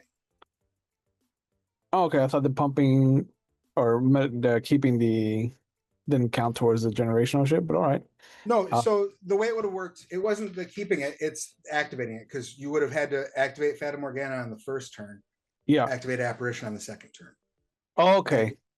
So that would be Okay. why you would be out of Yeah. Okay. So yeah. So that's also why it came up static first. Yeah. Okay. So I will not pump and rely on the fortune of my luck and the fact that I still have bonus dice, to grab one of these a-holes and just bite into their neck. Excellent. Go ahead and hey, that's now, not how you treat a lady. one thing I do want to make you aware of, and I'm a bad storyteller for not telling you as much. You can split your dice pools, so you can take multiple actions. You just basically divide the dice pool between the two actions. If they're both the same dice pool, you're just dividing the successes between the two actions. Make sense? Yep. So you do have that option. 3 successes. All right. Excellent. They're out of actions. Do you want one that actually has a grasp on Celeste, or do you want the one that's sort of like impotently? All right. You like snatch up the one that is on Celeste's shoulder. Are you going to like lift them up? Are you going No, to like I'm straight down? biting and draining. All right, you're just driving forward and leaping forward with your mouth. Yep. So the first action will establish the grapple. You will need to bite on a separate action. Okay. So you have them grappled, absolutely. And that, if I'm not mistaken, does that end our round and bring us back to the top?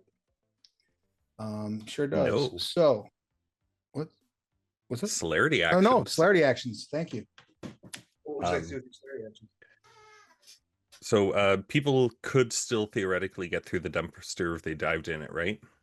Yes, absolutely. In fact, you do see like one of them, like one of the people that's in this crowd now that has sort of made their way over there. It's like, fuck it, I'm going in, man, and starts like jumping up into the dumpster. Great. That's free food. I go back in and take care of that one too. So you're gonna grab the one who's coming through the dumpster and eat them. So one action to grab, one action to bite. Go ahead and make your strength brawl roll. They don't really have any dice to resist. So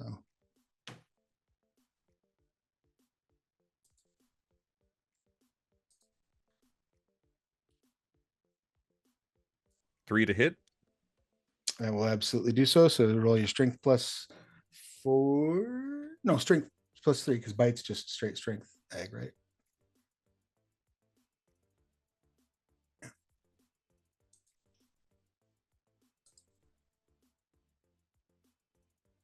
Since it's still the same round, I guess the potence that I spent for still counts. Yeah, absolutely. Which is about to be unfortunate for some poor club goer. 5. All right, excellent. So determining that this person coming toward you is clearly like a pop top that's been sent your way. You just grab him by the shoulder and pull his head back, and it goes way too far back, like way too far. You hear like some really bad crunching because you're using potence.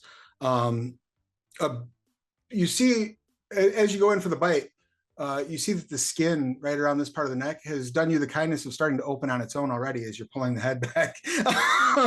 So giving you just a little bit easier access to the veins. You absolutely bite, and you can absolutely have 3 blood. Kid. All right, we're gonna squeeze in one more round, I think, before we take our mid-session break. Does that sound good to everybody? Everybody's Sounds good. Sounds great. Excellent, glorious. Yeah, I'm gonna cleanse my dice again. Top of the round, Josh. If anyone wants to send me some free dice, please do so. I wanna. So I have this person, this woman grappled. I'm gonna feed.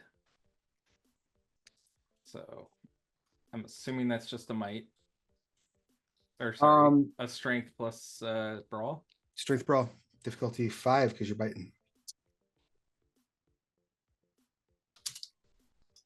Okay, so 5. So that means I got 5 hits. 5 successes, awesome. That will. They're gonna try to struggle against you, and do so poorly. So you'll deal strength plus 4 aggravated damage to them. With the 5 hits as well. Yep. Okay, so that's 8 dice. Because they got 1 to try to dodge. God. Which ones am I counting? Anything that's above an 8 or 5? Anything's above a 6. 5. 5. Okay, so that is 4 hits. Excellent.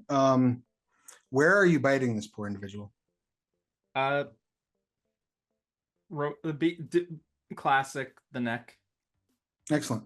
So yeah, you reach in and you bite on the neck, and your higher self, the one that has memories of, like, you know, childhood and parents and all that fun human stuff, has a moment of awareness as you register, like, the crunch, as you sort of go in the back way. Apparently the Sabbat do go in the back way. We've established that. And you wind up biting on the vertebra and actually, like, snap, like cracking it open as you're chewing. There's blood coming through. You didn't necessarily hit a vein, but you're certainly getting blood. And you may drink 3 blood pool. That does not, however, fill you up with blood, does it? It puts me at 5. Excellent. So you are still frenzying. Love it. Okay. All right. That then brings us around to. Sorry, the initiative wound up way up again. That brings us to Celeste. Perfect. So I'm gonna put a blood point into strength. Glorious. And so there's still 2 guys on me, or did There's still 2 on. Well, there's the one on you, and then there's the one that's like that would very much like to be on you but had missed. Yeah, okay. I'm going to just try and I would like to try and rip the guy on me off, throwing him into the other guy if possible. Sometimes you have to beat a motherfucker with another motherfucker. Exactly. So Exactly. in this case, what I would do is it will be effectively splitting your dice pool.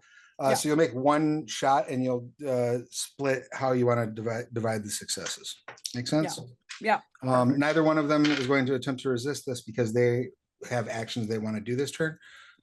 So you're basically operating at just your raw successes will apply. Perfect. All right. I'm gonna spend a blood point. I'm gonna spend a willpower. Excellent. All right.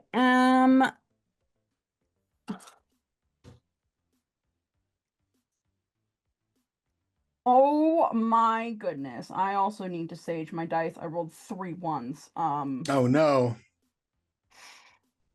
Well, that's a single success with the willpower. Okay. Well, did all your material successes get eaten? Did you have any 1s left before you ran out of successes? No. I Okay, had excellent. exactly like 3 and 3 and then the willpower. So with that, you grab this one guy. You're still in control, right? Mm-hmm. Yeah. would you say that this situation, the slipperiness of these people is frustrating or very anger inducing? Oh, I think very anger inducing. Give me a self-control roll at difficulty 6, please. Yes.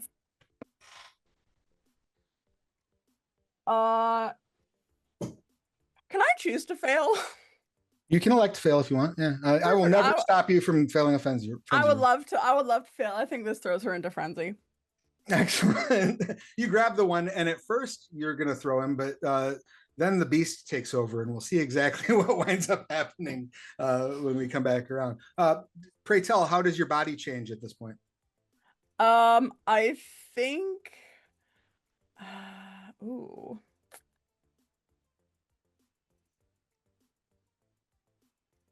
Oh, I'm trying to think about that. If you want, I have one. I have a few I could suggest. Yeah, please do. All right, excellent.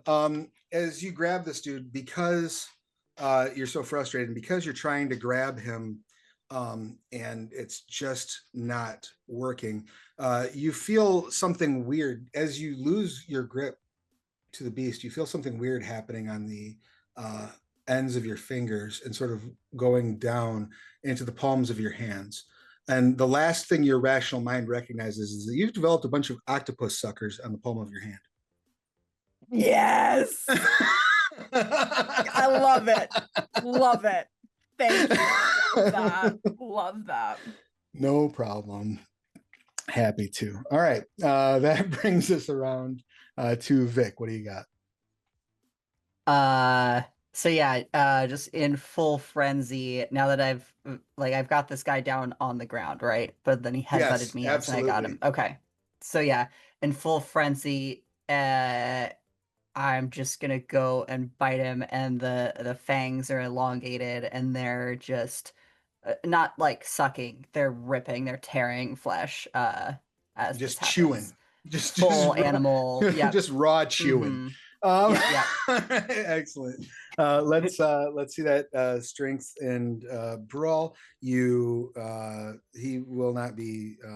Well, he'll try to resist, but he's going to be at difficulty 8 because he's been slapped around considerably. Okay. And then I'm going to grab one of the bonus die. All right. Excellent. Okay. Nice. Do better for me. That was so much better. I don't have any ones on that roll. So, 3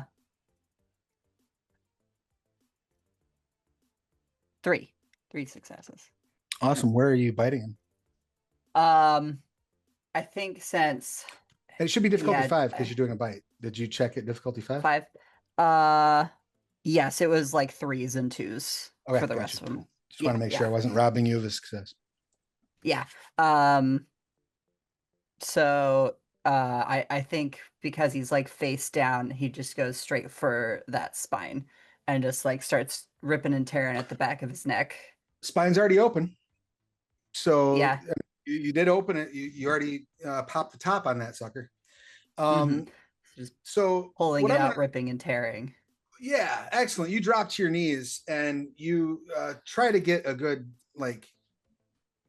bite, and you're incredibly frustrated. The beast is in control. You want a vein, and this stupid bone is in the way. So you put a hand on like the base of his head, like right where that little bump is, and you just stick your fingers in and pull his spine out, and then just start lapping up the blood out of the area. I'm gonna see how many people in your immediate vicinity this makes vomit. Can it satiate me? 6 of the people are just shocked to the point where they like drop prone and start screaming. One of them starts screaming as I walk through the valley of the shadow of death, I fear no evil because thou art with me. Yeah, I can't die like this. I need a priest. So my friend is a priest. He'll hear your sins before you die. So you're just sort of eating your way through the back of this person. Fortunately, this means at the end of the next turn, your frenzy will be over. Or at the beginning of the next turn, your frenzy will be over. You may gain 3 blood if you were down up to your blood pool max. Okay. That brings us to Jax. What do you got? Okay, I'm gonna spend for celerity, and Excellent. I'm gonna go in through the dumpster and come out that way and just start. I'm gonna, yeah, use my action first, go in and come in from the dumpster and see what awaits me. All right. So as you come in from the dumpster, like you go into the dumpster, you pop out of the dumpster. There are a group of people, probably about 10 or so, that are sort of like pressed up against that area, but like they're backing up because they saw you just do this to this dude. So they're kind of backing up. And one of them, you notice, reaches over and grabs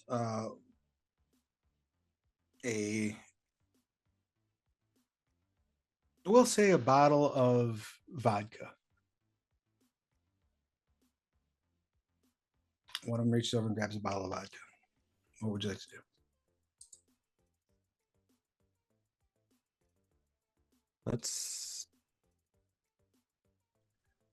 I want to throw the corpse of the other guy from the dumpster at him. At the dude with the With the vodka. bottle.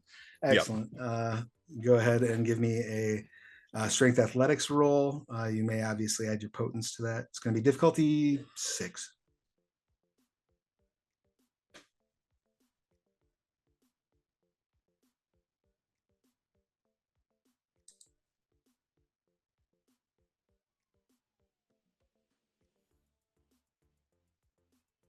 Okay, so that's 6. Wow. Okay. So you throw this corpse at this fella. Let's see how well this guy copes, first of all, with having a corpse thrown at him. Surprisingly well. He copes surprisingly well. So his mind doesn't snap from the whole affair. But he does wind up directly on his ass. Go ahead and roll your strength plus 6. Don't forget to add in your potence.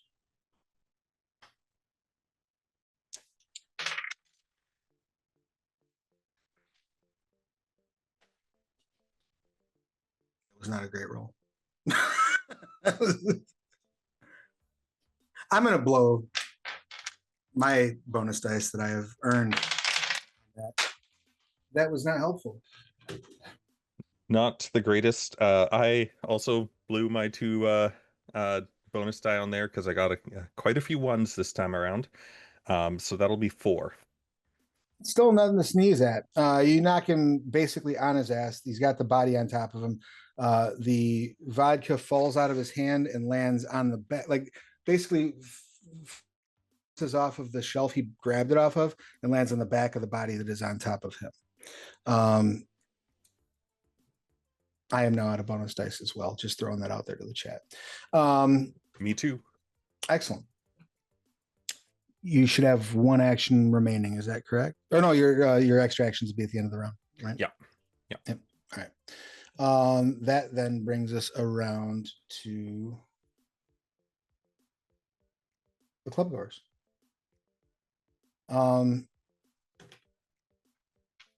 Everybody drop a D10 for me and let me know if you got a 1 or not.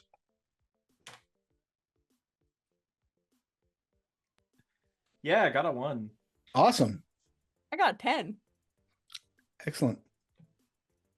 2. 2? 4. Yeah, I got a 2. Excellent. So,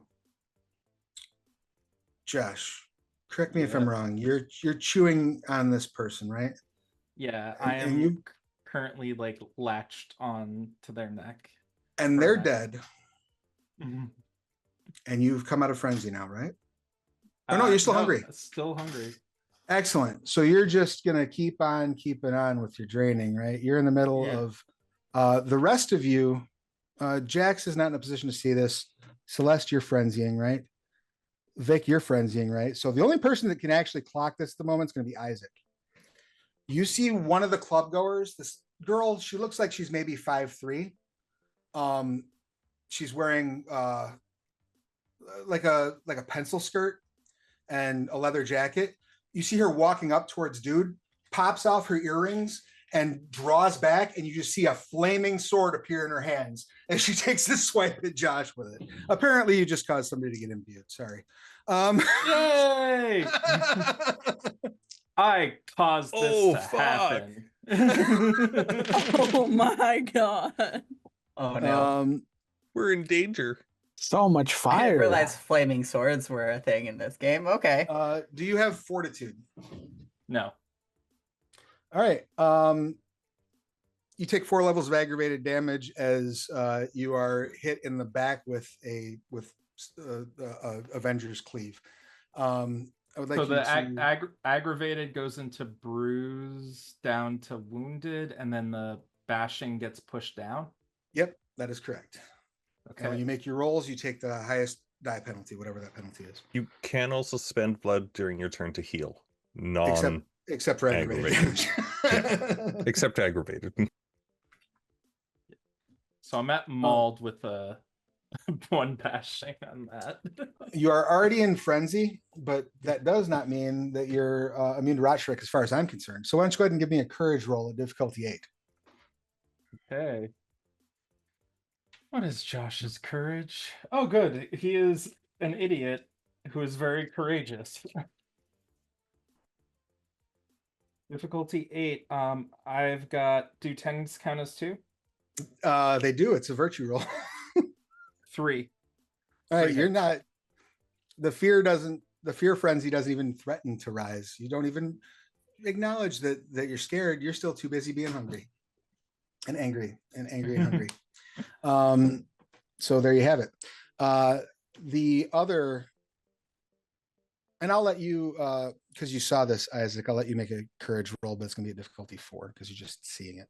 Hey, thanks. I don't like fires I didn't start myself. Precisely that. Difficulty 4? Oh my god, yeah. One's count against? One's due.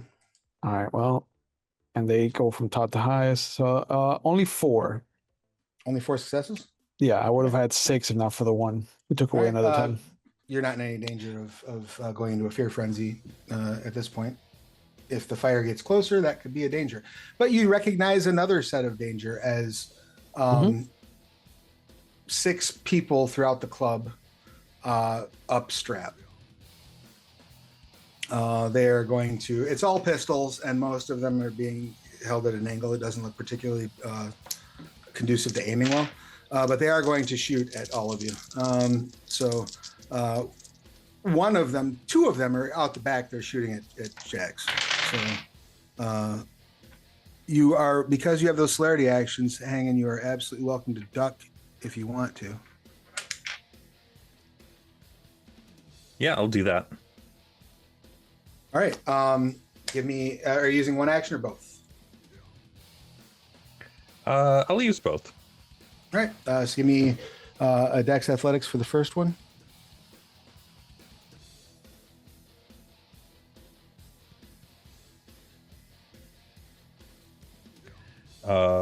One, 2, 3. All right. You get grazed by that bullet. Give me Dex Athletics for the second one. 1, 2, 3, 4. Hey, Bunny. Hey, Raiders. Thank you so much for being here. Oh, we Welcome. got the bunny! Walking Hey. in a bloodbath. Raiders. Bunny raid! What'd you land on for that second one, Jack? 4. Oh, yeah. You tap dance around that one. Go ahead and roll stamina for me, if you don't mind. 2. All right. You will take 1 level of bashing damage. It would be 3 after your soak, because at 1 success, the damage rating of the pistol is a 4. But bullets, unless you catch them in the head, are bashing damage to vampires. So you have them after your soak.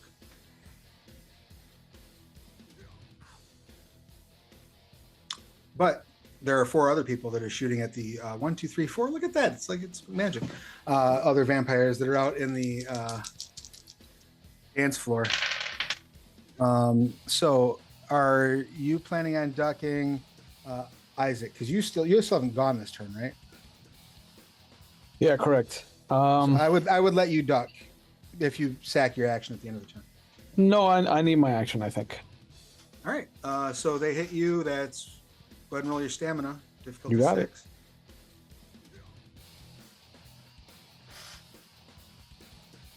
We'll use a blood point to count my fortitude automatically. Oh, beautiful. And that'll be a total of 3 then. All right. So you will take 2 bashing. It was 3 successes to hit you plus the damage code of 4. So you will take halved 2 bashing. None of the rest of you have a way of avoiding this, so you're just getting shot. So that's 3. So go ahead and roll stamina for me if you would, Corbin. Don't forget to apply your wound penalties because life is not fair. Life is. Is he still frenzying? Yep. Oh yeah, you mean wound penalties because you're frenzying. All 3 of you are. So Okay. got that going for you. Stamina. What difficulty you say? Difficulty 6. Okay, I got a 10 on the die. Oh, you have 1 die in stamina. No, I had 3, but the other 2 were 4. Oh, okay. So you got 1 success. So that's 6. So that's 3 bashing you'll be taking. Okay, I am. Does that fill you up? That fills me up, Buttercup. Now, okay, so what happens when you have bashing that fills up your last level? You cycle back around and you start turning those slashes into X's, so it becomes lethal damage. Yep. I have one. I have 2 bashing left filled up. Like, I'll just post it in the Discord just to be like, this is where I'm at. Sure. I would assume you're crippled and crippled, mauled, or bashing, and the rest are aggravated. Or then you have aggravated and lethal in the rest of them, right? I have crippled and incapacitated at bashing and. Oh, you don't drop to incap. Oh, okay. Then I'm at lethal for everything, and then incap has nothing. Is that what you're saying? Yep. Yeah. Yeah, because incapacitated is literally that. That's you're laying there watching the world go by, feeling very sad about your existence. So, all right. I have 2 more people to shoot. Celeste, they fire wide. You are missed.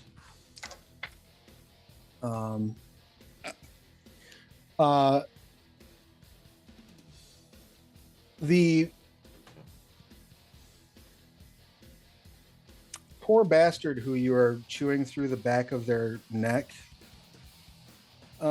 Vic, their head explodes next to you, which is a little disconcerting, but not the end of the world because the person that was shooting at you botched. Okay. Cool. Alrighty. That then brings us to, so the club goers have gone. That brings us around to Isaac. It is your action. What would you like to do? All right. I'm going to finish biting into this guy so I can start draining him. But I'm also going to split my pool and pull Celeste down so that we have these bodies on top of us for some kind of cover. Good call. Good call. So the bite is 3 successes. And I'll use a willpower point on the second roll to pull her down. So 2 with the willpower point. Awesome. Yeah, I assume Celeste doesn't really have a way to resist at this point. So you have taken a bite out of crime. You've pulled Celeste down. You've pulled Celeste out of the grip of the person who had a hold of her. Actually, they didn't roll yet, so let me see if they do. If they're able to keep grip, they are absolutely not. So yeah, you pull her free, and the 2 of you are prone on the ground with effectively the body that you're feeding off of. Yeah, and I'll thrown heal over my. you. I'll heal 1 level of my damage. All right, and then That'll be it for me. what does that put your blood pool at?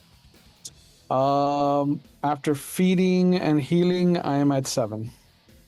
Excellent. So that wraps up this turn. As we discussed, that's where we're going to try to get our 10-minute break in. I don't know why I'm asking that in our chat. I asked in the wrong chat. I was digging in the wrong place. Oh no, Kelly's not here. Never mind. Just trying to see if Kelly's available to walk us out. I am here. I am here. Yeah. The voice of Yeah. Cain. The We are blood of going Cain to- drives you. Oh no. Oh. Yeah. Oh, Is All that right. the vampire equivalent to Jesus Take the Wheel? Yes. Basically. Yeah. It's from my taxi cab. Or the power of Christ compels you. Everybody take Cain's Uber, and we will see you in just a minute here on Vampire the Splatterade. Bye. Hey everybody, welcome back. The Sabbat, we ain't done. We got some more blood to shed before this day is out. I want to remind you that the reason for the season, the method of the mayhem, the madness here is all for sick children. So please make sure you go and donate to Extra Life. These people are badly in need of some bonus dice for sure. And wouldn't it be funny if like Madame Guy showed up? I would laugh.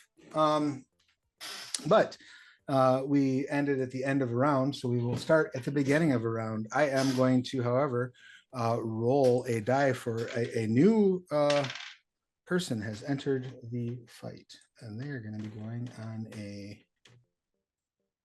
15.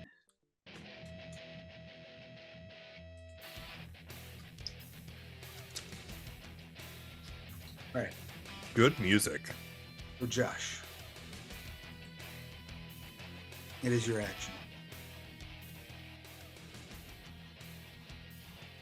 Am I locked in on feeding off of this woman, or am I allowed How- to? How much you can spend a willpower at any point to act normally. Oh, okay. I would recommend. You would What? recommend it? I would recommend it, but I would also recommend spending a blood point to heal some of that damage that you have. Okay, so if I heal one, but I can only do 1 blood point. So Correct, but that will get rid of the entire. You can one does a lethal, so one does a lethal. Okay, so it'll clear your crippled level. Awesome. And then I will try to willpower. I don't see willpower on my character sheet, but I assume it's It's something. right below your humanity. That right below Oh, that okay. dwindling stack of dots that is your humanity. Oh, you mean the one that's just 1 at the moment? No. So You I'm laugh. gonna You might wind up there. bone punch the imbued. Do I take the penalty even though I'm frenzying technically? No, Okay. you're not. The wound penalty does not apply. Okay, so I have 5 dice against an imbued. What's the difficulty? You're punching her, right? 6. Yeah. 6, 2 hits. All right. Go ahead and roll your strength +3. She doesn't have any way of dodging right now. Okay. And I am going to, and I get an extra 1 for the bone spurs. That was with had that figured in. Sorry. Oh, you did that? Okay, thank Strength you. Strength +3. Um, Also difficulty 6. I got 3. All right. You swipe up and kind of split her pencil skirt and get her like just in the she's relatively fit, but she's got a little bit of a pooch, right? So like the lower belly, you just embed your bones into that little ridge of lower belly pooch. I was eating. That was rude. That was really fucking rude. Wonderful. She will take 3 lethal and be very unhappy about it. And that will bring us around to Celeste. What do you got? All right, so I'm very pissed off by this guy that I can't seem to frickin' land. I'm just gonna try and claw him with, just claw. All right. So your frenzy was driven by anger at this one fellow, correct? Yeah. You've kind of been pulled away from them, but you can absolutely lunge forward and try to claw them again. That's no problem. Yeah.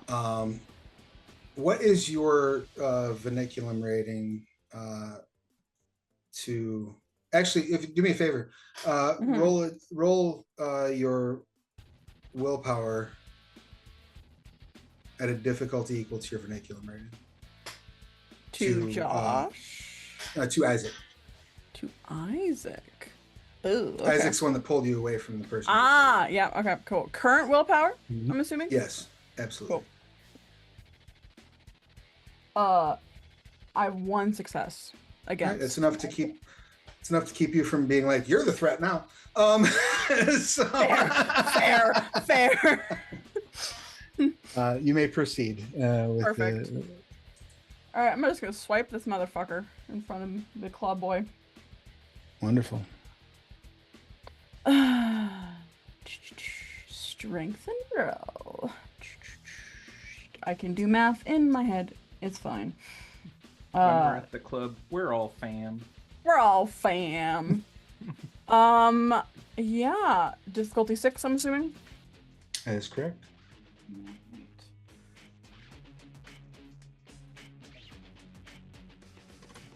That's going to be 3 successes. Excellent. Go ahead and roll strength +4. Sweet. I'm about to open this poor dude up like a can opener. Yeah, we love it. Nom nom nom. Cracking open a boy with the cold ones. Exactly. Oh, baby.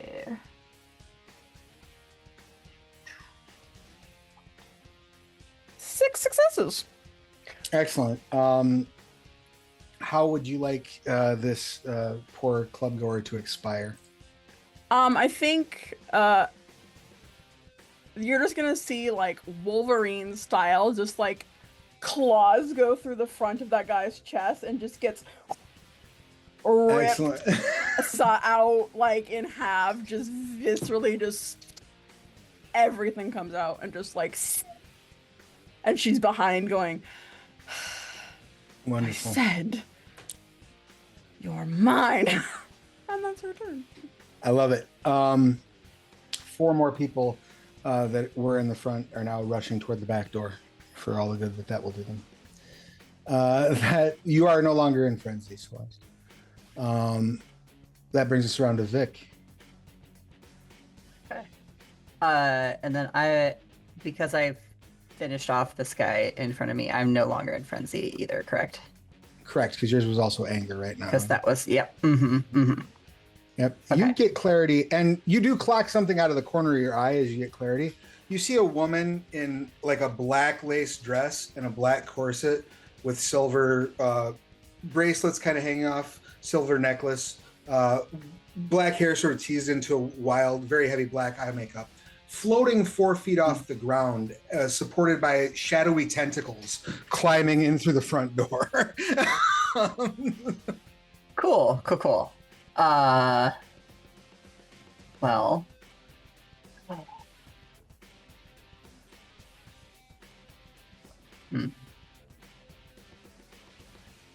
I think seeing Josh in the state that he's in, Vic will run over to him and then let's see.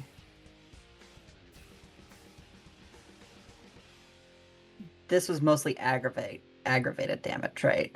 That he took. Yeah. Yes. A lot. Yeah. Absolutely. Yeah. Okay.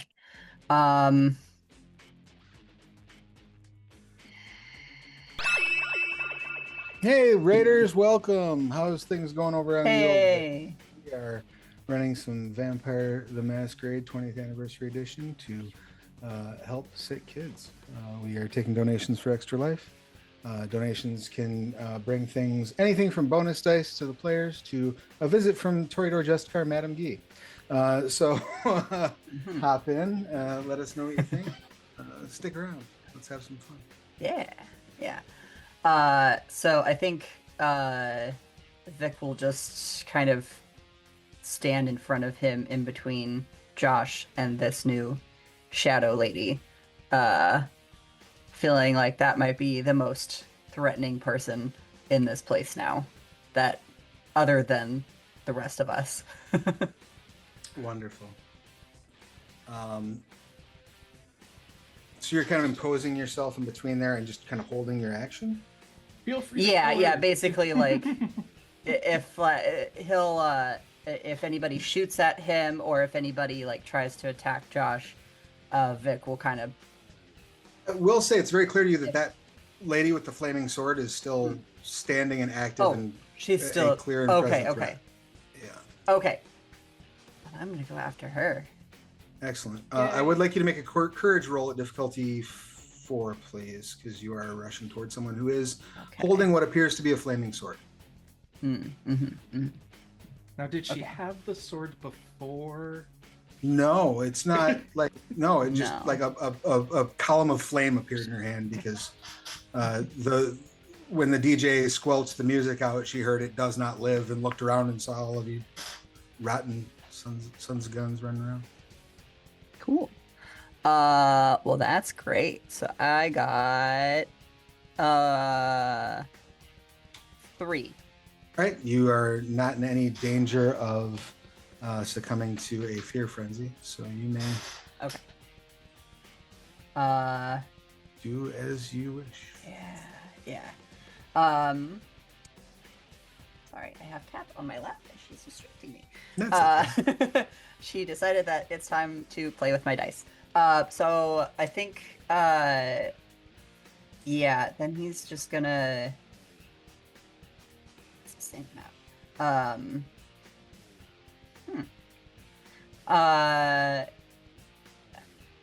Can I make some kind of like manipulation roll to like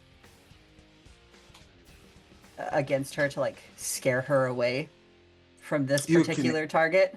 You can absolutely try. Okay. You can roll manipulation, intimidation. Your difficulty is going to be her current willpower. Okay. So it's going to be difficulty 6. She's not that willful. And just if you're using a power on her to do this, it would just fail. But if you're just like, boo, I'm scary, she has no protection against that. Okay. I think it's just like his appearance and his animalistic like Right. growl and stuff that he's using. That's fair. Oh, that was really good. 4. That is 5 successes. Excellent. Yeah. She will kind of look around the room and start backing up, but she is holding that sword out in front of her as she's backing away. Thank you, Vic. You're a real bro.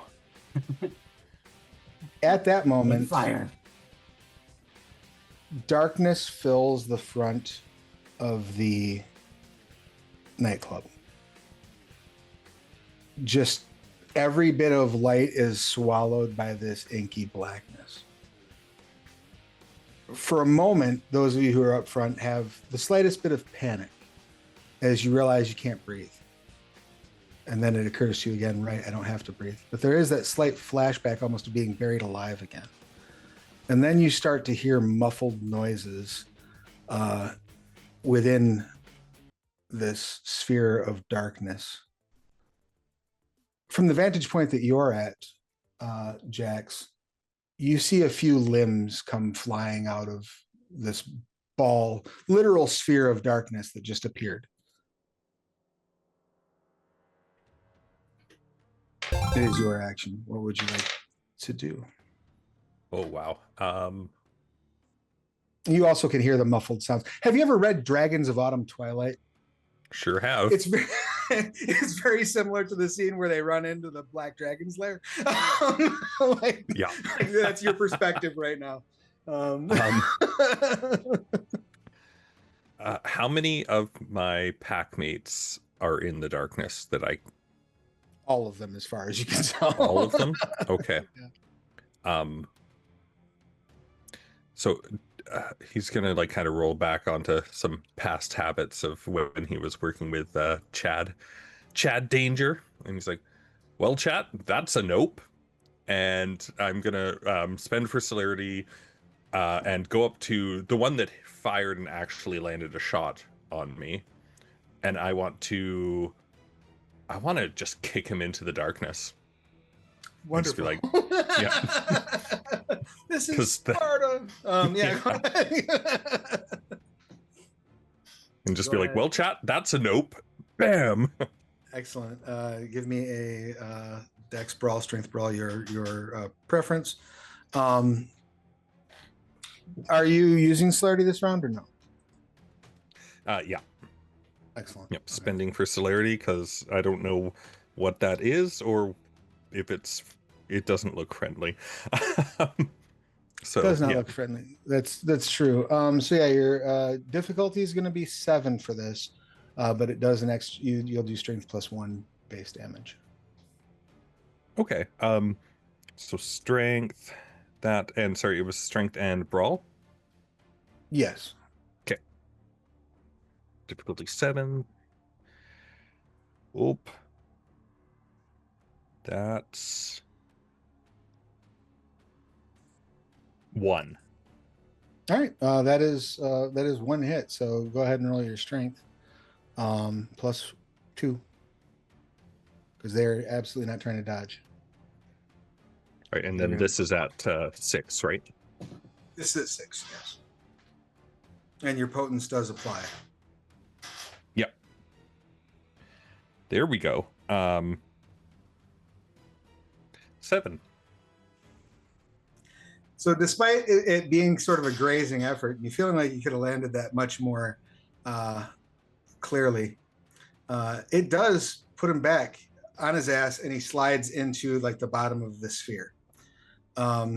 You see him come up the side of the sphere, like something inside the sphere is lifting him, but you can only see the outside as it's being dragged upward.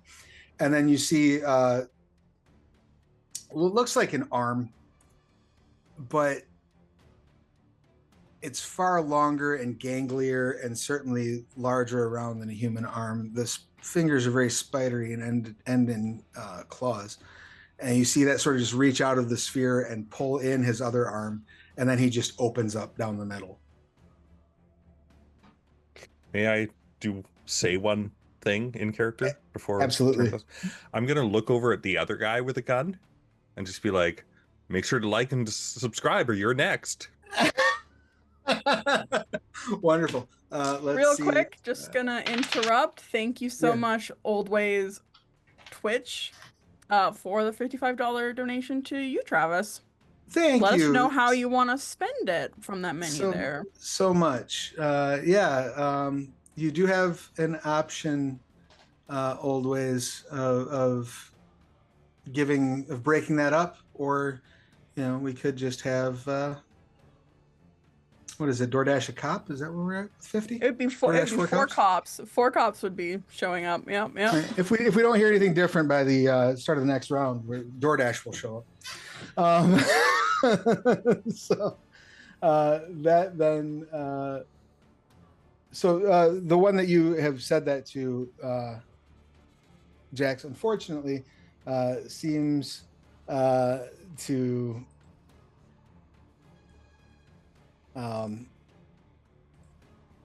to be able to stand up to it. He does not falter in the light of your all good presence. So that brings us down to the club doors. So this is where things get mighty interesting. You can sort of, those of you who are inside the main hall can sort of see. The only thing that you can see at all inside this inky blackness is that column of fire that seems to be unaffected by it as it runs up and swipes upward, as if it's trying to swipe at the person that was floating on tentacles. They hit. The inky blackness drops. You see a pair of legs drop on one side of the two of you, Isaac and Celeste, and the waist up drop on the other side. This person has been bisected, and as soon as their body parts hit the floor, they like bounce once and then turn to dust. As this drops, however, it reveals that there are two more completely shredded corpses among the now panicked dance floor. Most of the people that were still in this room are like gasping for breath.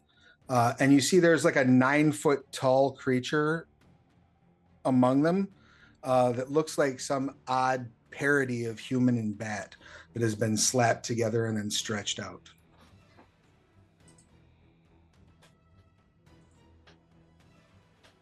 It is, in fact, a Panic at the Disco. Yes. So the one club goer that has panic, no disco. Right, the one club goer that has a gun left that has not absolutely lost their shit is going to try to take a pop shot at Jax. Not bad. Do you have any? Do you have any way to dodge? You didn't have celerity blown, right? I did have celerity. Excellent. I Do did you spend wanna- for celerity. So yeah, I'm gonna dodge. Pop that action. All right. I recommend it. All right, so it's 1, 2, 3, and athletics. Yep.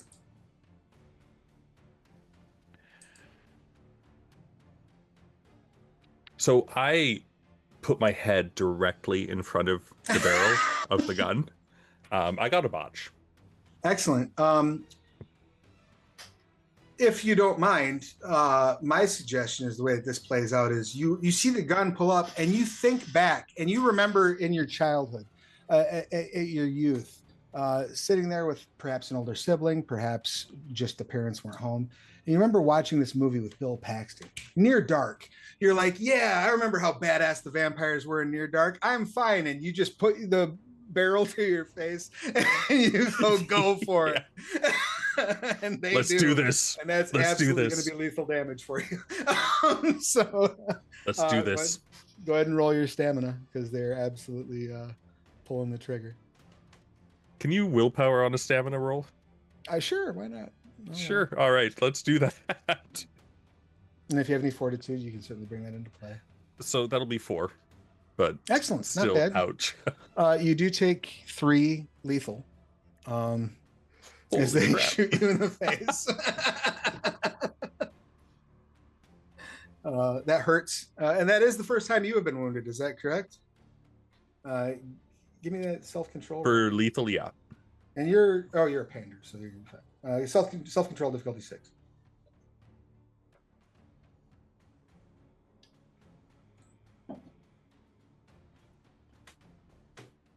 That would be a fail. Excellent. You enter frenzy. I still have one celerity action at the end of the round in frenzy. I will circle back around when that becomes valid. Isaac, what do you got? The darkness is gone, right? The darkness is gone. Yeah, the La Sombra that not that you would any of you would know what that word means. The La Sombra that was bringing up that shroud of night got sliced in half by a hunter. Yep. We're done now. And that La Sombra's Zamis Pack priest that is in Chirpatir Marauder next to them is not happy about that development. Yeah. Well, 6 is not 8, but it is still high as far as my baniculum is called. So I'm going to, seeing that Celeste is fine, I'm going to rush over and try to tackle the guy that shot Jax. Oh, okay. Van Hammer. That is going to be through like you're gonna run past the giant bat thing and through a crowd of people that do Yeah, that. this isn't Dungeons and Dragons. There's no attack of opportunity. No, you're good. No, it's all good. You hop up and shove your way through. Yeah. And I'm by all just means. spearing. Yeah. She just grabbing, dude. Yeah, just fucking throwing myself straight at him like a spear. Just Excellent. shoulder first. Give me your choice of Dex or Strength plus Brawl. I'll go with Dex, and I'll spend the willpower for this because I really don't like how he's treating my mans.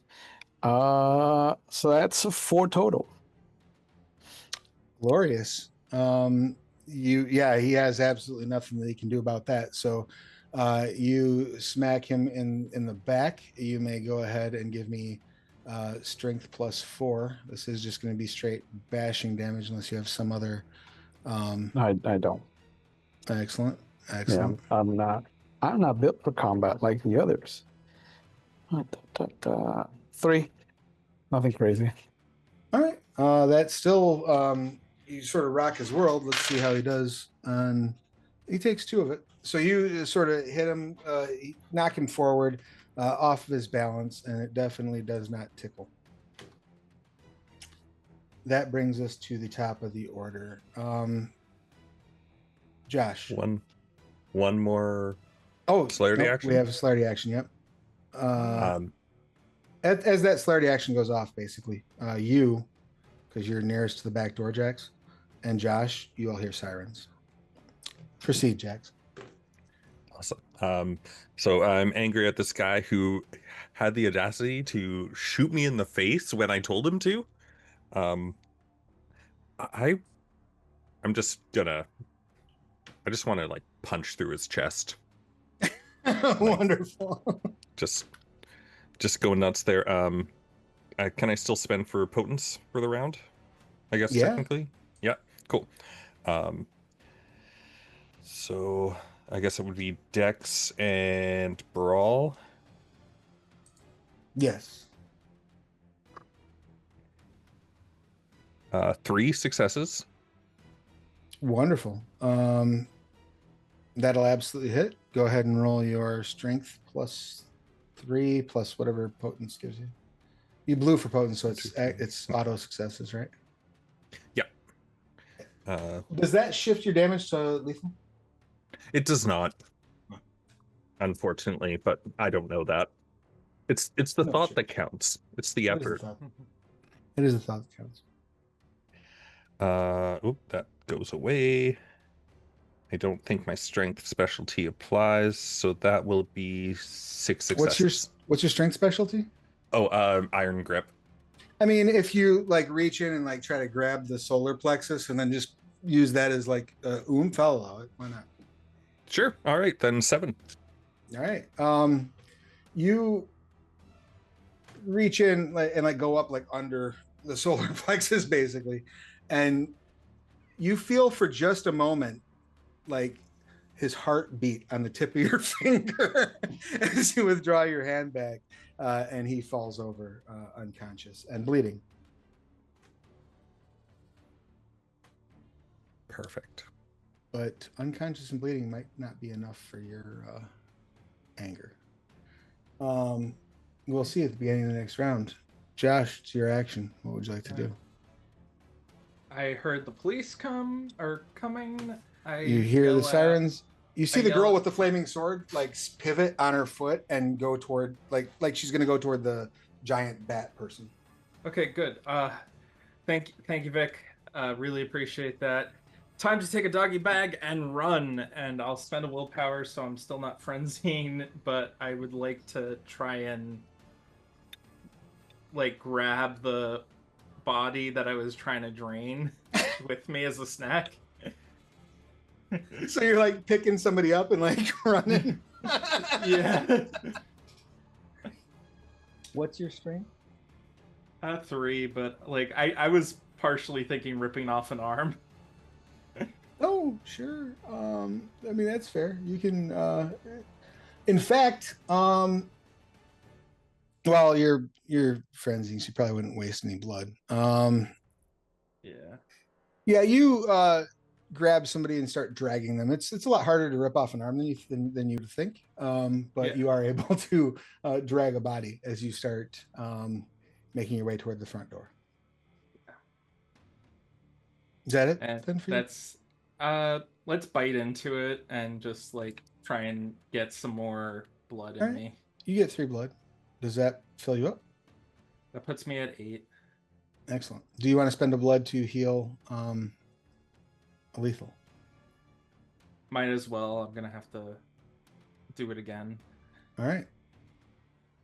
Excellent. That is the end for Josh. Celeste, what do you got?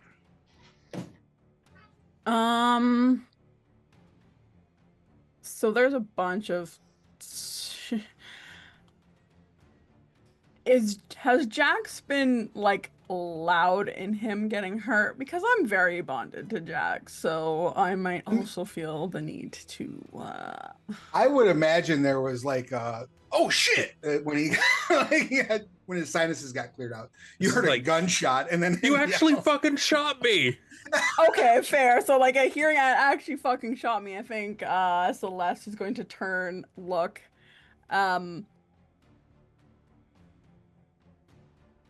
Has the scary thing in the center done anything to anyone else yet? Like I saw as the shroud dropped, you saw them drop like 2 halves of a person of one of the club goers.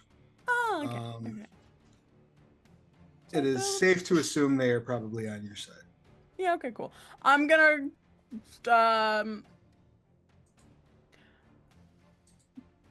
and you have that guy kind of pinned on the ground, Jax? That shot you? I think he fell over unconscious. Yeah, he fell over unconscious. Yeah, okay, Jax is currently standing over him. Okay. So you've got that taken care of. That said, actually, since you have no idea what's going on back there, why don't you just give me a straight perception alertness difficulty 6? Perfect. Especially since I've just come out of frenzy, so Right. figuring out what my fog of bearings war are. going on, right? Yeah, exactly. What's my difficulty? 6. Oh my goodness. I got 2 1s. My dice hate me, but then there's 3 successes. So I got a single success. Right on. So as you're looking around, like you can see that the one dude who's like laying on the ground, so there's one dude who's laying on the ground that has a gun next to his hand. There's another dude that's like getting up and grabbing at a vodka bottle off the ground. Yeah. So that's the dude that you clock as being the immediate threat. Okay. Perfect. I'm gonna go lunge and try and attack him. Wonderful. And thank you, Dork Knight, for an auto success. I'm gonna use that for this attack. Glorious. Go ahead and give me a dex or strength brawl, your choice. Perfect. Difficulty 6. Oh my gosh. Why are so many 1s? The grand equalizer. Yeah, they are. That's gonna be 3 successes with that extra auto success because so many 1s. So are you grabbing? Are you grabbing or are you clawing? I'm clawing. At this point. Awesome. I am full on blood. Roll strength plus 4. Perfect. Do.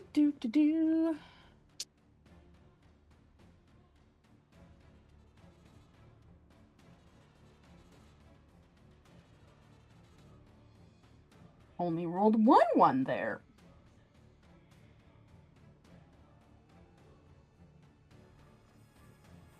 All right, that's going to be 4 successes. Glorious. You reach down, like this dude's getting up and getting a hand on the bottle, and you reach down and swipe, and his hand still has the bottle, but the shoulder hits the ground, and then he stands up and looks down and goes, "Ah!" before dying. Love it. You just walk up and disarm him. Yeah, I disarmed him perfectly. Excellent. That brings Nicely us down. done. Nicely done. Yeah. That brings us down to Vic. What do you got, Vic?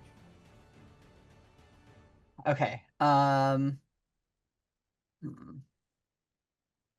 You do see, because of the angle you were laying at, like as you're looking up, you see the DJ is still standing in his booth, like just drinking. Like he's got something that's got like an umbrella and some flowers and shit sticking out of it, and he's just sipping, and he's like, "You're good."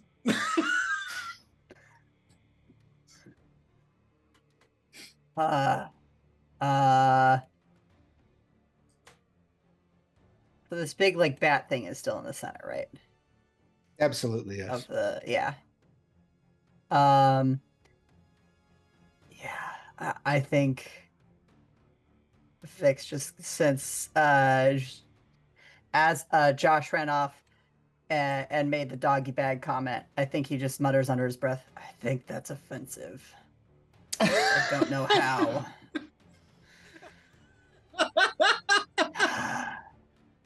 And kind of shakes it off and turns to the giant bat creature, and that it seems to be on our side, or no? I will give you.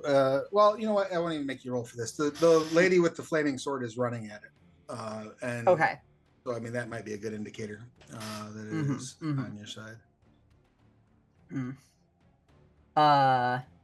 Kind of does that like dog like curiosity like head tilt a little bit,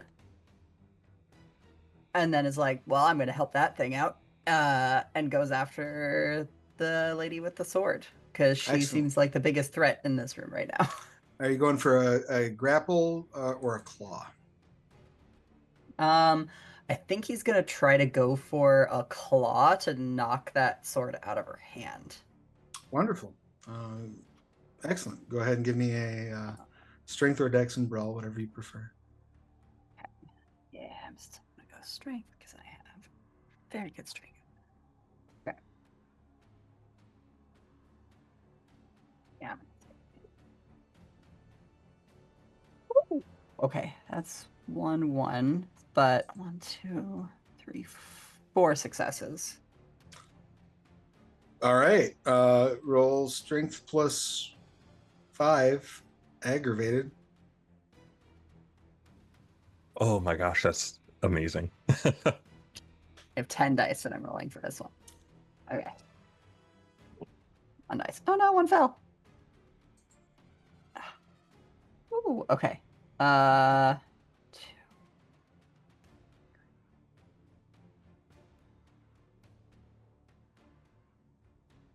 What's the number? 6. Is it 6? 6. Oh, I got a 5. Okay.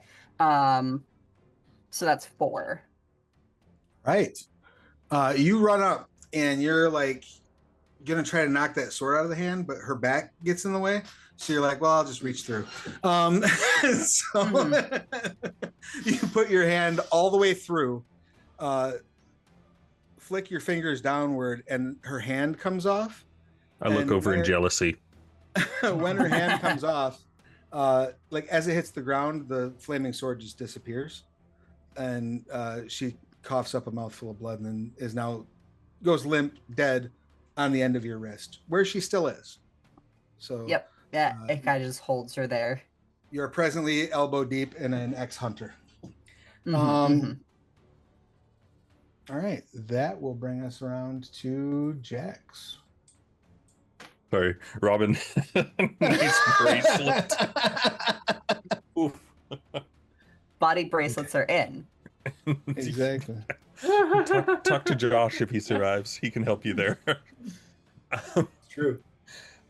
So I guess I'm still frenzying because this guy's unconscious. I do want to spend for celerity, and I'm just. You do see him like breathing. Yeah. I'm going to finish him off, but I'm going to spend for celerity and then use a. I don't know if I can. I don't think I'd think well enough in frenzy to heal, so I'm just going to spend for potence. Oh, okay. I'll heal 1. Huzzah! And then, yeah, I'm just gonna jump on him and dig in with my mouth and just try and rip out his throat. Strength brawl difficulty 5. He is prone there and not resisting, so you don't need to worry about grappling. Awesome. And brawl.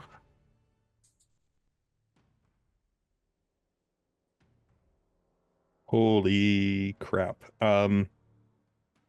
Does Vice count? Or Iron Grip count? Yeah. 1, 2, 3, 4, 5, 6, 7, 8. Awesome. You may end his existence easily and drain him thoroughly. If it wasn't such a thorough draining, he might be at risk of like accidentally rising because of the blood you're leaking into him. But no, you're far too brutal for that. You drain him. You may gain 3 blood. You come out of frenzy. And I'm just noticing that just to let you all know, we're at the 1 hour left mark, which means it's time to start escalating things. You So fucking get shot those- me. Get those donations in, folks. All right. You have 2 more actions, but they come at the end of the round, correct? Excellent. Of the club goers that are left, most of them are now sort of backing up and huddling into the one corner away from the back door and away from the front door. The only exception being the DJ, who is just sipping his drink up in the DJ booth. They are all going to reserve their actions to be able to dodge, but that's basically what they're doing. So I that's going love to that bring us. DJ. We should just Soul Survivor that DJ. Yeah, that DJ is gonna be the sole survivor. Providing us with the best battle music. That brings us down to Isaac. Is this guy dead? The Jax shot that was shot by Jax, or that shot at Jax? The one that shot Jax in the head, Yeah. very, very dead. Yeah. Okay. You dropped him, and then Jax dropped on him and just started chowing down. All right. I'm gonna get behind Jax then and be like, "Hey, listen, like I'm not built for what you're doing, so I got your back." No sooner do you say "I got your back" than because you're standing, so you're gonna put Jax between you and the crowd. And everybody else, yes. Right. Yeah. As you're stepping back into that position, you see the flashing red and green lights against the outside wall through the open back door that has a dumpster shoved in it of the police lights. Nope. Speaking of, we got company coming in. I don't know if we want to cut and run, save our losses. That's what I'm doing. Bring a snack. All right. And then you're reserving the rest of your action? Yeah, I'm gonna for defense. Awesome. The giant bat person like tilts their head and looks toward the door, reserving their action for what's to come.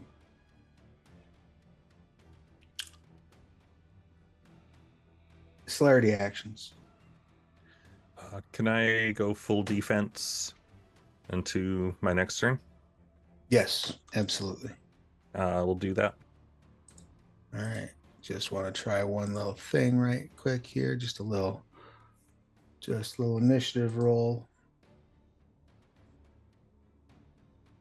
So, wow. It's the magic number. All right.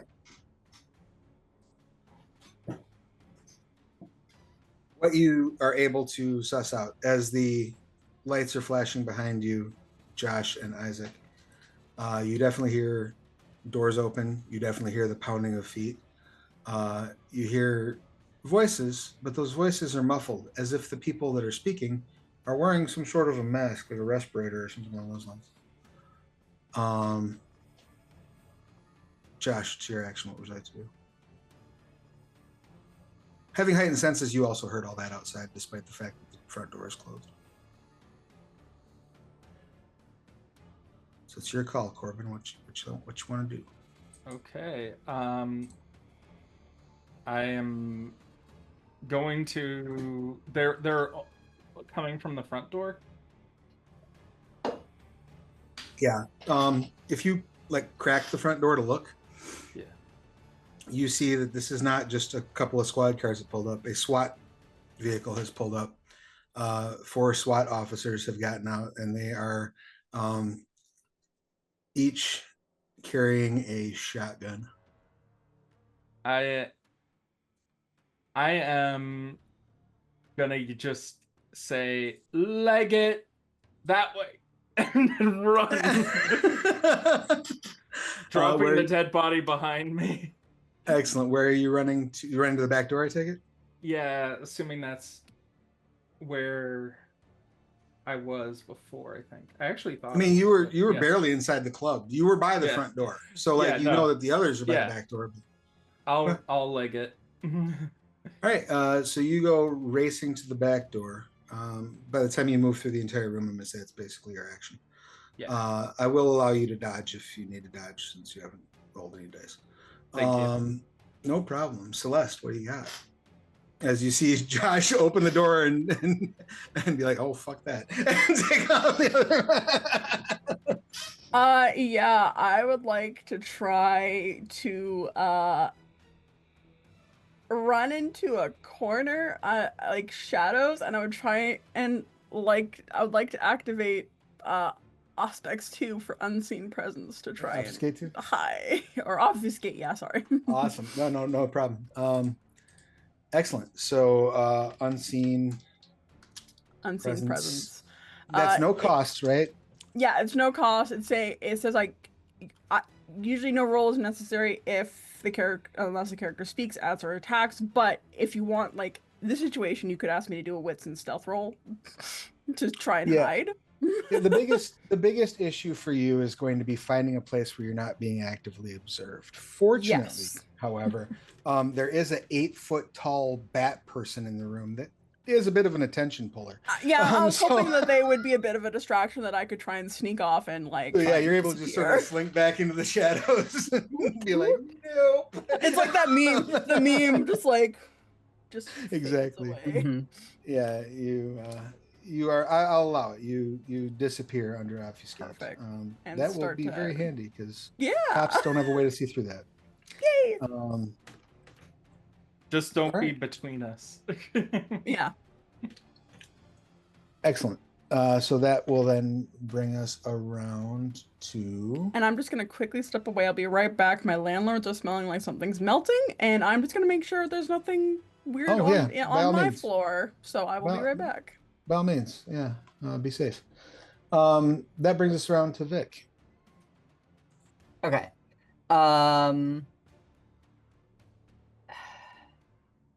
Yeah, kind of following in Josh's lead. Just like that's not a good sign. We probably were too loud. Killing a bunch of people in the middle of a nightclub, probably not the best idea, but so he's gonna turn around and head towards that back door and just full on all fours. There we go. That's the okay. it like blended in my mouth. On all fours, just full bounding out towards the door. Out to the back door. Excellent. Back door. Mm-hmm. So as you roll up to the back door, you see the others gathered. You obviously do not see Celeste there. You could, if you wanted to, I would let you'll either stop there and you'll still have dice to resist whatever happens, or you can make an athletics roll to try to bound over the basically jump into and then back out of the dumpster to wind up in the alley behind it. Yeah, I'll make an athletics roll. All right. So yeah, it'd be strength and athletics. Built this character to be strong, so except when I roll a 1. That's okay because I rolled 3 9s. Nice. That is 3 successes. You bound into and then back out of the dumpster. You land on this. So if you'd imagine the back stoop, basically there's a door. It's propped open now because there's a dumpster stuffed in it. So you pop out of the dumpster and you land and you see there's a guy laying at the mouth of the alley, writhing back and forth, holding his crotch, as it looks like he just had an altercation with RoboCop. So he's kind of rolling around. blood spraying out from between his fingers. And you see a woman laying probably 10 feet away from him, seems to be convulsing. Might be like, she's clawing at her throat too, like she might be choking on something. But she is still very much alive. However, you also do see two like body armor wearing riot cops come stepping around the corner, shotguns up. Oh, no. That then will bring us to the cops. So the two that are out the side alley absolutely see you. You're absolutely on all fours, covered in blood. Yep. And these cops don't seem to have too much of an issue reacting to that. They're like, "Oh, I know what to do." All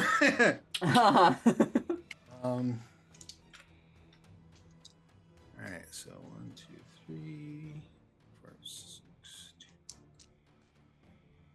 First cop takes a shot. Oh, that was not good. They shoot, it goes wide, but not wide enough to like accidentally shoot a bystander. Second cop fires. That one's a lot better. Go ahead and roll your stamina. If you have fortitude, you may either spend a blood to have it be auto successes or roll it along with your stamina. You have been shot with a shotgun. You're currently trying to soak 11 lethal or 11 bashing because it's 11 bashing. Okay. Okay. Yeah, I will definitely spend blood. Okay. So that means your fortitude automatically succeeds. Mm-hmm. And then So what's your fortitude rating? just 1. Okay. So you still at 10 bashing coming at you. Mm-hmm. Okay. And stamina. Stamina's only 3. 3 successes. So the 7. No. Oh, 3 dice. Sorry. Gotcha. 3 Nice. dice. Yeah. That is only 1 success because so that's 2. So it drops it down to 9 bashing, which is cut in half and then rounded down, so that becomes 4 bashing. You take 4 bashing. Okay. As the first one went wide, the second one catches you like middle mass and like slides you down the alley. So if any of you were looking out the back door, because there's never anything as funny as this, you see like through the door, you see like Vic on the ground, and then you see like dust kick up as the shot hits the far wall, and then you just see Vic blown out of frame. Like they're just not there anymore.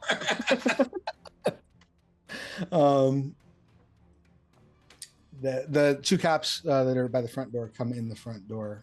That's pretty much all they get to do. But they come in guns up. They're going to probably be dealing with a Turn Marauder. But that'll be a problem for next round. Then the club goers are. Well, that brings us to Jax actually. Okay. No more frenzy. I'm going to spend for celerity and spend 1 to heal. All right. And Isaac is directly behind me. I can't see Celeste. And then Josh is up by the front door, and it looks like Vic just got taken out from outside behind me. Correct. You would. Josh left the front door. Oh, Josh left through the front door. Sorry. Oh, Josh went to the back. Yeah. Went to the back. Okay, perfect.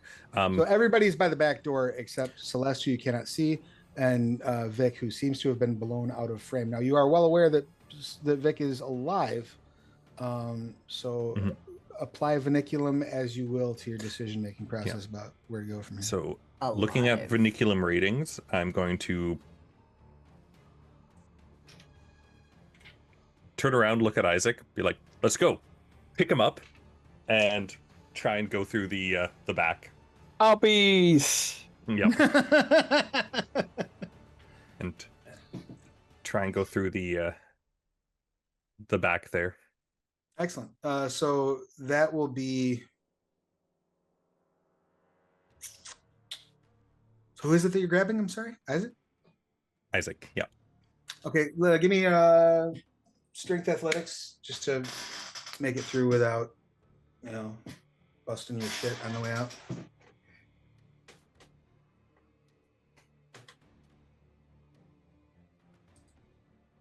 If I've had the time my life comes on, I consent to wherever you take me. You can do the thing. The DJ just fantastic. starts to put it on, right? He's like, I see what's happening, guys. I got you. Leaning Does all the way my, back against the wall, so hoping nobody sees him, he just reaches over and hits the button. Does my iron grip on Isaac help? Sure. Why not? That'll be 5. Excellent. You bound out into the alleyway where you clearly see the two riot gear dressed SWAT officers brandishing shotguns. I'll just look at them and say, "Help!" All right. Nice. I think that's about all I can do in one round, so I'll wait until the you end. have your celerity actions, right? Absolutely. So that then will bring us around to the club goers. Club goers are all going to start screaming, "Help us! Help us!" Those of you who can still see into the club, you definitely see this bat creature lunge forward and swipe at one of the cops, and it just doesn't get a good purchase on them with their body armor. So we will see how that pans out for them next round. So that then will bring us around to Isaac. All right. Taking a cue from Jax, I'm just gonna point inside, like I'm gonna scurry down his body, and just be like, "Man, I owe you one. Hey, you guys need to get in there as soon as possible. There's some shit going down. If you would like, I could help you get up into the trash can if you would like. And I'm gonna try to turn their attention inside instead of on us." Sure. You want to do like a manipulation subterfuge roll? Sure. Would devilish count? Yeah, I'd allow that. All right. Excellent. And I will use a willpower point. Excellent. I don't 4 know about you, points. but I am covered with blood. Yeah, I can tuck that away. Oh my god, nothing lower than a 7. 5 successes, 6 with the willpower. All right. They say, we need you to clear the alley. Please get out that way. Yeah, go behind yeah. us. Give us some Just room, please. Push Jax down the alley. Yeah, we're gonna go out of here. We're gonna get out of here right now. Excellent. Yeah, they absolutely buy it. Hook, line, and sinker. Yeah, just point. I'm gonna point down to Victor. That guy's dead.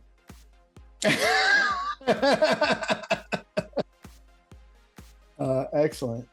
They don't quite have time to react to that on this initiative because Jax has spent for celerity. So are you going to use those additional actions at this point? Or are you going to let him lie or hang on to him to react in case the cops do something? I'm not so familiar with the kind of holding action. I want to kind of go along with this, but can I hold them to, if they go after Victor, intercept? And I would allow that, but actually, yeah, I'll just allow that because it'll be before your next turn. okay. So yeah, it'll be before your next initiative. So yeah, if you want to. All right, that brings us back around to the top of the order, Josh. I am going to. I guess I have to spend the willpower to make me not still be in frenzy, and I am going to follow the lead by.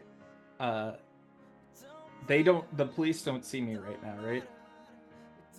I haven't gone out into the alley yet. The police do not see you yet. No, they're walking up toward the back door, basically. I'm going to. Actually, they're probably not going to walk up close to the back door because they will see that they can't get in. Oh, I can't go out through the back door? You could. You have to climb into the dumpster and then back out of the dumpster to do so. Okay. But they're wearing riot gear. They're not doing that shit. I want to dislocate my arm or make it look like my arm's dislocated with the flesh bone craft. Oh, Will this okay. cause me to bleed? You certainly, well, depending on how you do it. Well, Will it cause- Will it cause you to lose blood points? Is that what you're asking me, or will it cause you to have blood on your body? You probably already have a lot of blood on your body. yeah, I just want to make it look like I'm injured, which is why I was going for it. But I can. Oh, so you could use fleshcraft to literally like draw a little cut on your finger on your body, Yeah. and then it would look. I mean, you've got enough blood on you; it would look like you're wounded. Yeah, Absolutely. I'll definitely do some of that. So that costs a blood point. Yeah, I do believe. Let's see. You're looking at fleshcraft. Yeah, I think so.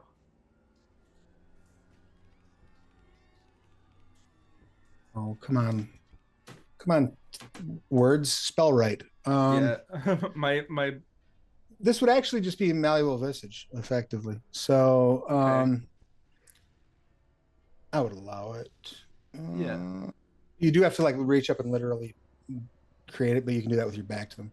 Yeah. So intelligence, medicine, difficulty 6. If you have body crafts, that does apply as your. Okay. Intelligence medicine. That does cost a blood point. Okay, I took that out already. Intelligence medicine. What's my intelligence? 3. My medicine's 3. Okay. Difficulty 6. Yes. I've got 3 hits.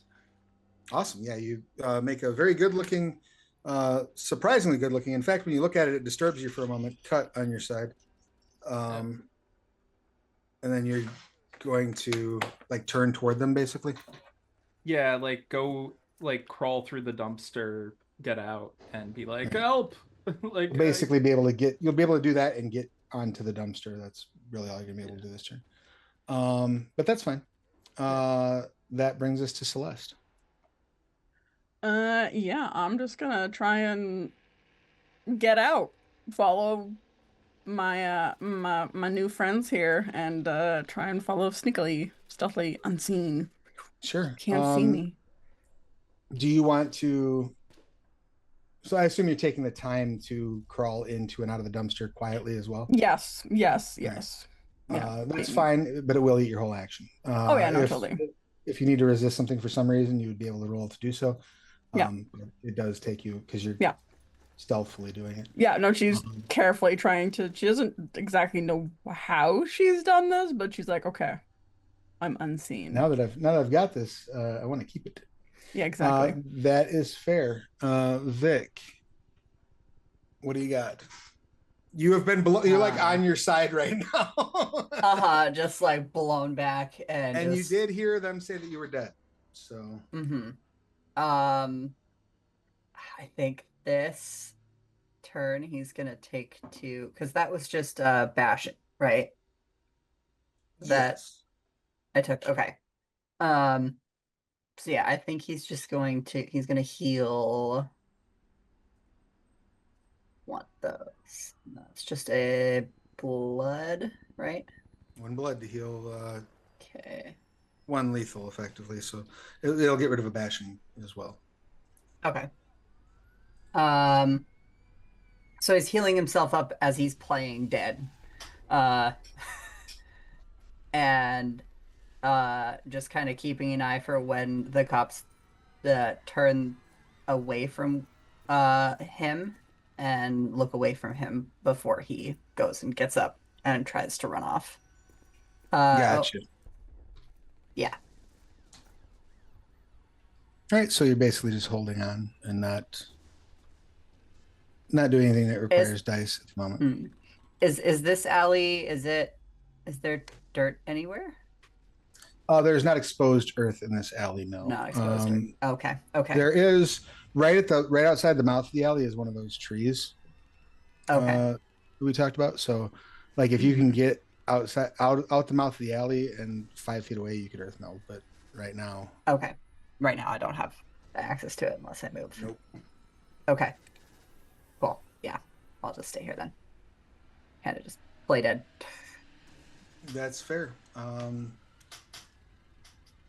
Yeah, it's not hard for you to do. You find it remarkably simple, actually. Once you put your minds to it, playing dead seems to come almost naturally to you. All right. That brings us around to the cops. The cops are going to basically clock that there's no way they're getting in that back door easily and move around to the front door. The two cops that are carrying shotties inside are going to both unload at our Zemise friend. So that's not great. Also could have been better, but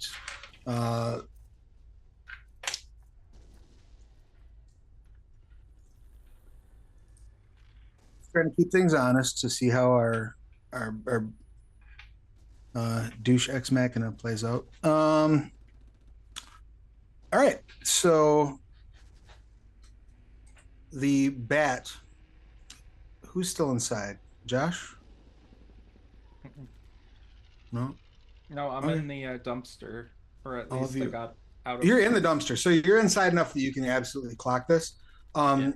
You hear like multiple shotgun blasts go off, and then what the fuck was that? I don't know. It turned into dust though. So. Oh God. I guess no. I don't know it, but it's down. I guess rather it wouldn't turn to dust. I don't know, but it's down. So yeah. That's what you hear. Okay. The cops are now going around the front door. That brings us to Jax. You all do hear that those gunshots go off, though. That Okay. wasn't Ariana. Oh no, Ariana's a Toreador. Never mind. All right. I mean, it doesn't necessarily mean she doesn't have a sis2, but as far as you know, it certainly didn't prompt your vernaculum in any way. Okay, perfect. I would like to spend for celerity again. Excellent. Because why not? Now, when you were talking about your yes ghost during the thing, is that things that you actively want us to do in the game? Because the smart thing would be to continue running away with everyone. Sure. But okay, cool. But I mean, it's up to you. I mean, I want to see, Well, I want to make sure the horrible person things running the game's having a good time too, though. I'm doing And fine. I appreciate Okay, cool. just checking. I appreciate it. I also, this, I think, because I haven't used it all game yet, I want to reflexively activate Auspex to see if I can look around for Celeste. Sure. Go ahead and roll your perception and awareness versus Celeste's wits and stealth, I believe, is the head-to-head there. All right. Awareness. Oh, this is not a good one. Does discerning count? Sure. 3. Also 3. All right. The ties go to the defender. So you cannot. Absolutely. Cannot. I'll shoot. Okay. Well, I'm gonna take Isaac and run. And then I'll probably come back and look for the others and ferry them away back and forth. Where are you taking Isaac to? All right, so we're in the back alley. Yes. I assume you've moved to the mouth of the alley. The cops already ran toward the front door and are like basically going in the front door. All right. Away. I'm gonna exit the alley and go run away from the cop cars. Okay. Just to add to the situation, thank you so much for taking me away from that dead body lying there so still. I don't know what happened there. You don't talk. Let me do the talking, all right? You're just a pretty boy. And I just tap him on the face. Excellent. You get around the corner. Everything is clear. It's good.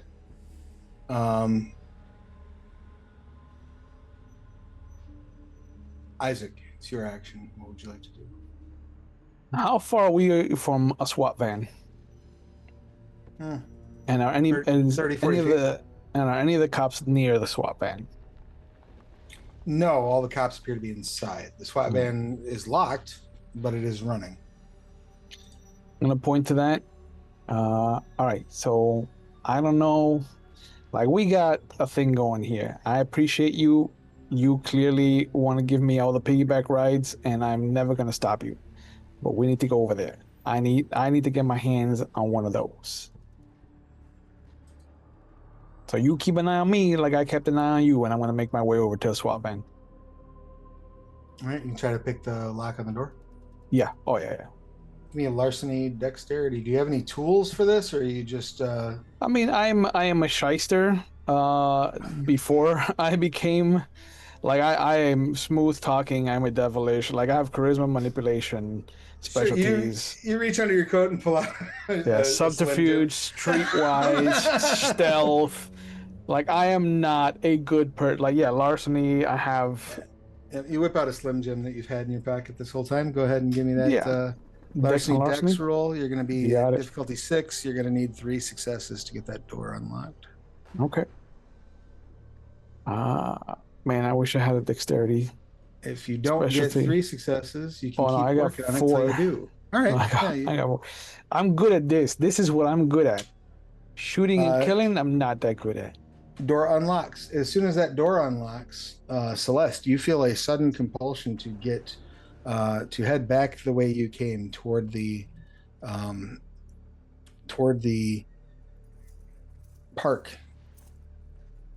with all due haste. Celerity actions checks.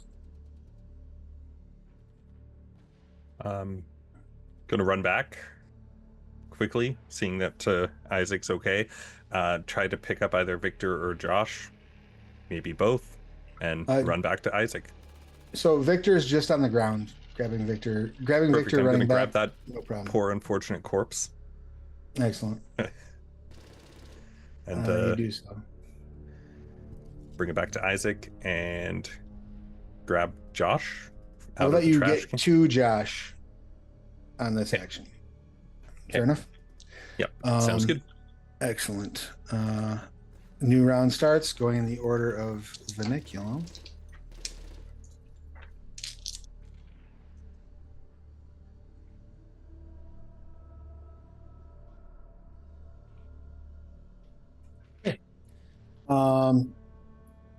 Don't worry your pretty little heads about that. Josh, it is your action. What would you like to do? As basically you see Jack standing at the other end of the thing as you're getting up.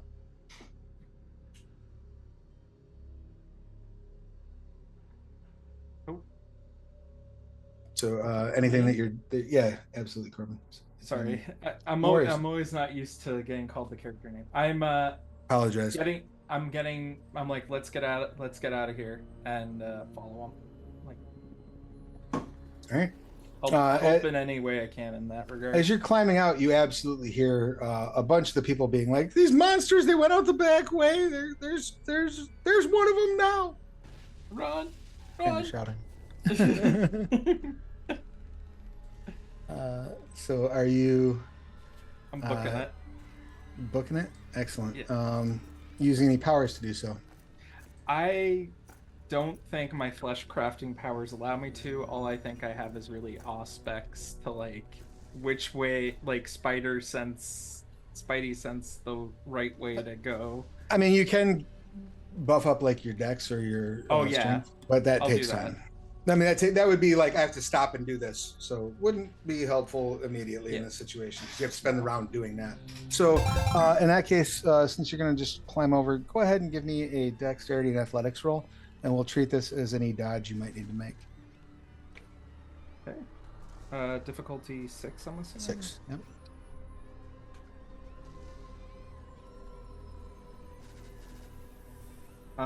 That's going to be 4 hits. Awesome. All right, good to go. Celeste. All right. I'm gonna feel the pull to get back to the park, and I'm going to book it out of the alleyway. I think seeing that the cops are kind of distract. Well, no, I heard them say, because I was by the dumpster too, saying like, oh, they went out the back. So Celeste is still gonna be like obfuscated, go towards the end of the alley, and if I can get to the SWAT van and see my friends by the SWAT van, Celeste will get into the SWAT van and then obfuscate and be like, we need to go to the park now. All right. I will allow that. That sounds about right.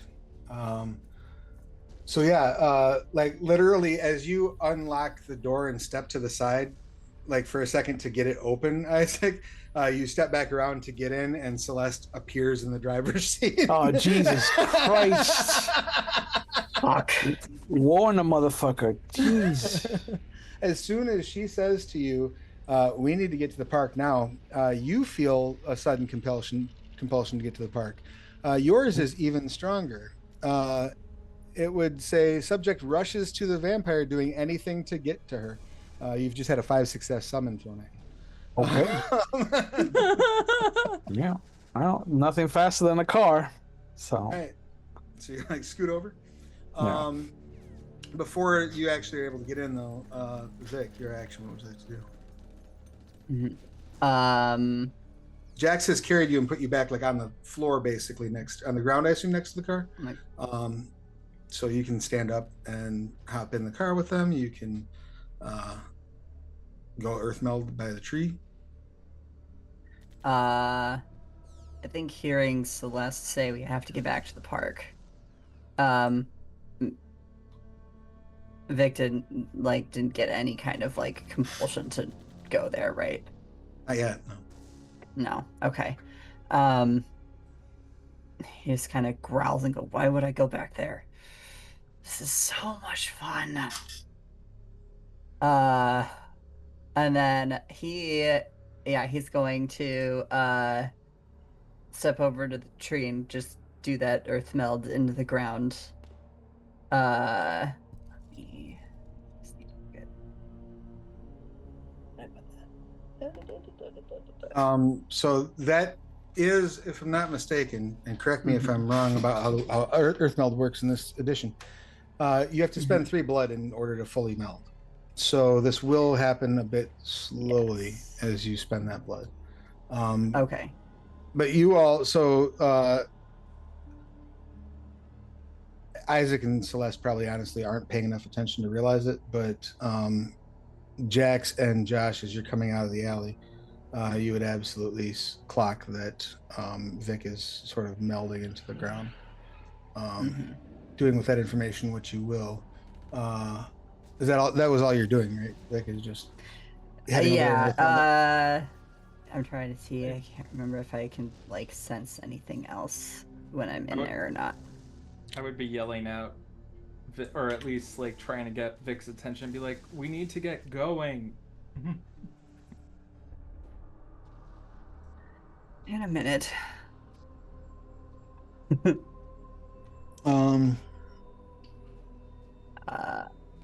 Yeah. It is only 1 blood and It is takes only 1 one turn. Okay. Is Okay. it? Okay. Oh wow! Yeah. They made that so much easier in this edition. Mhm. Used to take a long time.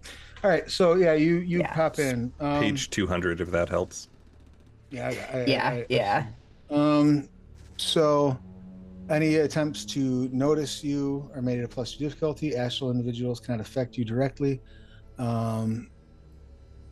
Let's see. Digging in the material world encounters incredibly hard packed earth, virtually dense as stone. Let's see. Yeah, effectively, you're not able to sense anything except for like your very, very, very immediate vicinities. And basically, he would like pop out of it if he heard or if he like sensed anybody walking over the earth that he went in. Sure. Yeah, that makes sense. Kind of going for So that you one. have earth melded. That is fair. The clubgoers are all like, that evil over that way, crying. Some of them are losing control of bowel and bladder at this point. That brings us back around to Isaac. All right. Hotwire the car and go to the park with whoever's there. Yeah, Dex and larceny roll. Yeah. You may substitute drive if that's higher for larceny. No, larceny's fine. Standard difficulty. Yeah, it's 6. It's not that. Damn. Oh, yeah. The car's running. You don't need to hotwire it. I don't know what Oh, else. then yeah. Hey, all aboard. Who's going aboard? Would you like to Shotgun. wait for those two? I was gonna Oh. say, is it my action before his? Oh, Yeah, sure is. I Initiative don't know why. wise. I don't know why. I That's said that. okay. Sorry. I'm gonna pick up Josh and go. All right, so you are running into the car. So you'll all be in the Mhm. car. Everybody except Vic. Yeah. Rush to the park. All right, so you pop it and drive. Where's Vic? Floor it and start heading out. Brought him over Um, here. Oh.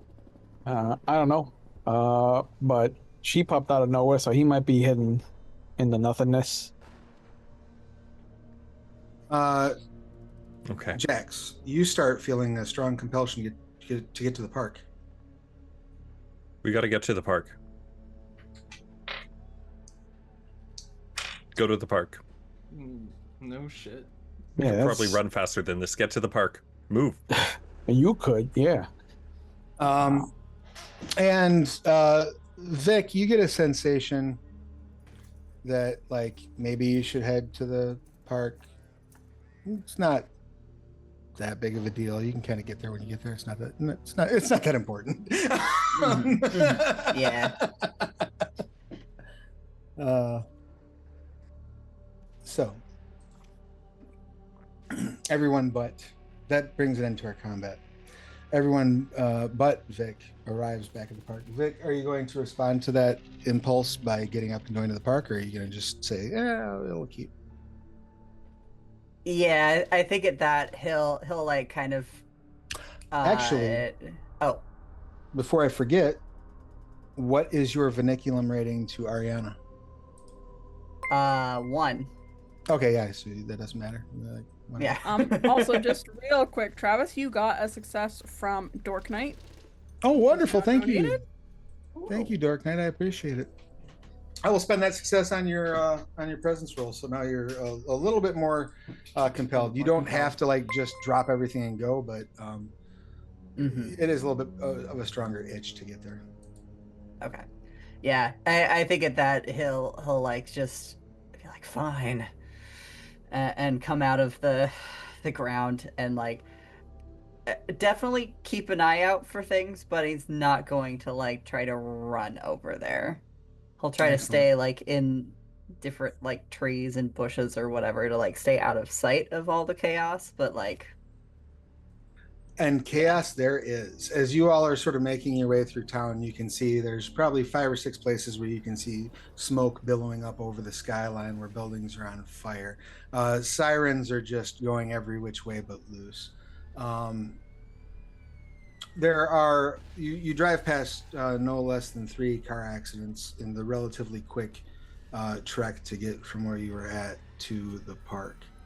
And when you arrive at the park, you see Ariana there, standing there smiling. There are about 5 or 6 other people sort of gathered around her at the park that appear to be, many of them are covered in blood. A couple of them have very obvious open wounds. One of them has an arm off.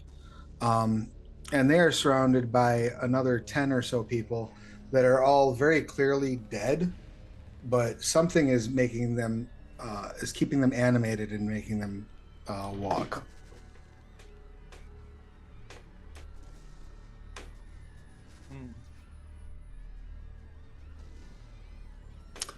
And you brought me a car. Oh, I couldn't have asked for better. A+. You all get a gold star Yeah. for this. Yeah, I'll turn on and off the lights and just be like, yeah, we brought this for you. Clearly. Aw. She curtsies. That's so beautiful. Thank you so much. She walks up to the passenger side window and says, "You got room in the back there? We're gonna need to get out of town. We have done what we came here to do, and well, it looks like most of you made it, so that's good. Yeah, I think so. Yeah, 4 to 5 ain't bad for a survival rate. don't act surprised or nothing. Jeez. Oh, I mean, like, you know, I'm just saying, first night shovelheads don't generally have a great survival rate, but you all made it. Well, you mostly made it, so that's good. Parts We all made it. Vic's out somewhere. Oh, they better hurry because we're running low on time. Well, they're around. I think at this point that's when Vic like comes up and is like, I was And is having Vic, too much like, fun back there. upright at this point, or is Vic like running on all fours? I think at this point he's running in all fours because he realized that everybody went in a car and he's like, fuck, I gotta catch up to it. Excellent. At that point, then Ariana says, "Please pop the back. Let's all hop in." She turns to the others and says, "I'll see you all back at the Haven." They all wave, and you see there's one of the people in particular that's standing there. They're probably about 5'2", 5'3". They have a top hat on, and as they wave, all of the corpses sort of join in the sort of exact same rhythm of the wave, and they turn and start walking away. That's not creepy. Not the freakiest No. thing that we've seen tonight, No, though. But we yeah. call that a stereotype. As you make your way up the road, she gives you directions to a place in, we'll say, Albany. Mhm. About a 2-hour drive. Says we got to make it before the sun comes up. So I am quite proud of you. You've contributed very heavily to the cause, so now, after we get some rest, I will properly introduce you to the Sword of Cain. You are not human anymore. You've become something more, something better. You have become kindred. Cainites. Vampires, to borrow from the vernacular. You're not going to get old. You're not going to get sick. As long as you stay out of the sun. Probably not going to die. And you've been chosen, elevated to fight as warriors for Cain against the foul antediluvians and their minions. That's a lot of $10 words in the span of 10 minutes. Like, I was gonna say the what and the what now. yeah, Oh, it's going to be my absolute pleasure to teach you all every stitch of this. You have Cool. proven yourselves. You're more than just cannon fodder. You've proven yourselves as true Sabbat. Yeah. What we did back there, there's this group of vampires that calls themselves the Camarilla. They have a stick very, very far up their ass, and they think that for some reason we need to be subservient to humanity. We need to bow and scrape to humanity. We need to not lord what we are over humanity. And so they have this precious little masquerade. I get it. We even sort of practice it. We don't want to just run around telling people that we're vampires because they get mad and pitchforks and fire, and then we have problems. But a good way to topple a Camarilla city is just go in there and go ape shit, break the masquerade left and right, and then wait for the chaos to settle itself and go pick off everybody else that's a problem. So we're going to take the next few days, and I'm going to teach you all about being good Sabbat. And then we're going to go back and really show Syracuse what we are made of. Yeah, Sounds yeah. good.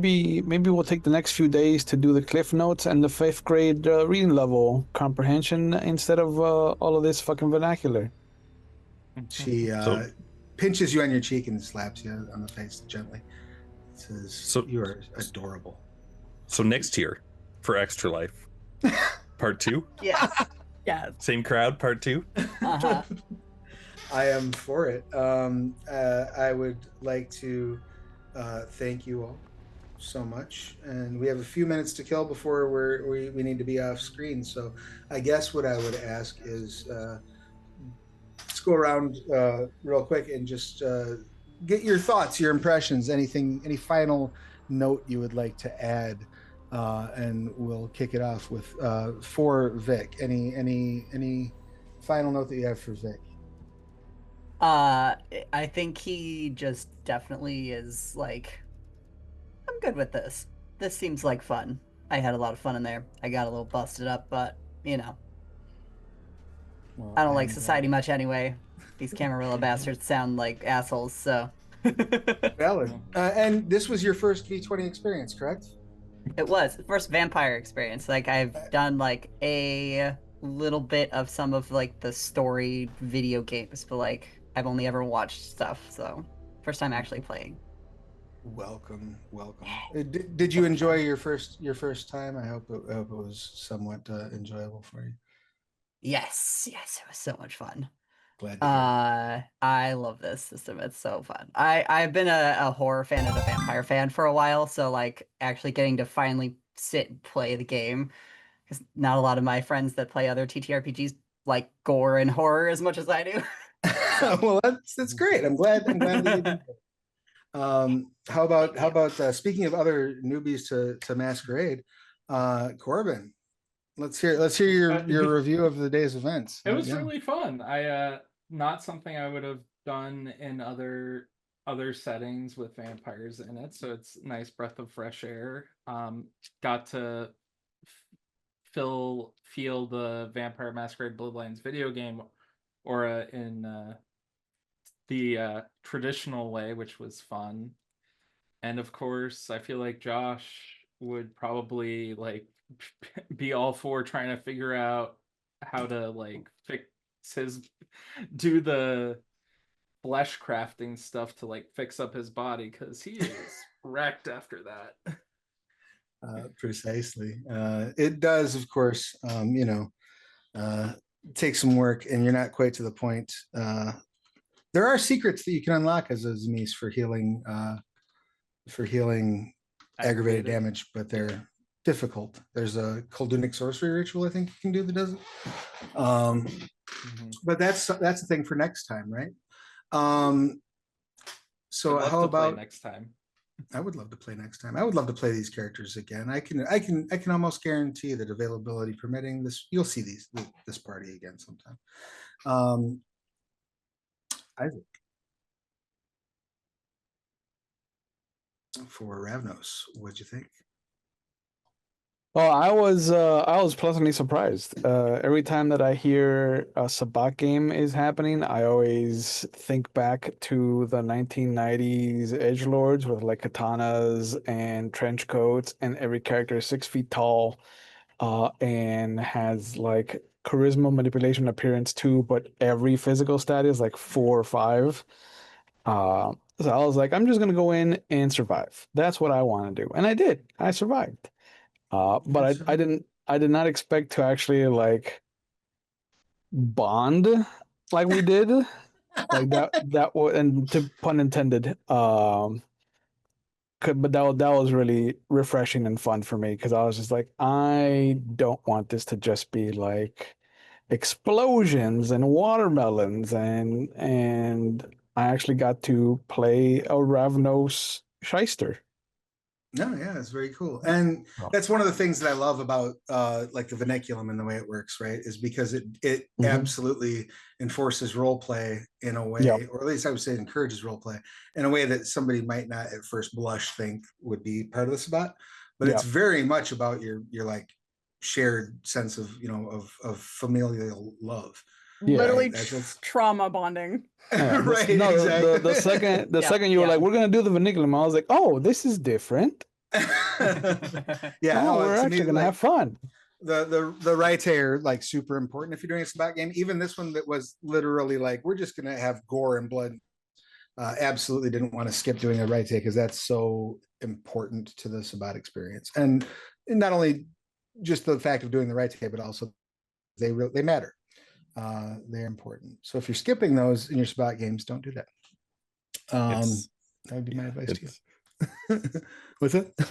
oh no, it's super important. Like it's I know there's definitely like the whole shovelhead aspect, and the Sabbat are like incredibly violent and whatnot. That tends to be the thing that most people kind of get from it. But I don't know, I find it's when you get a little bit away from that stuff, it's and the violence that we were doing tonight, it can be of the very sort of spiritual side of being a vampire, and like what Very much so. that being means.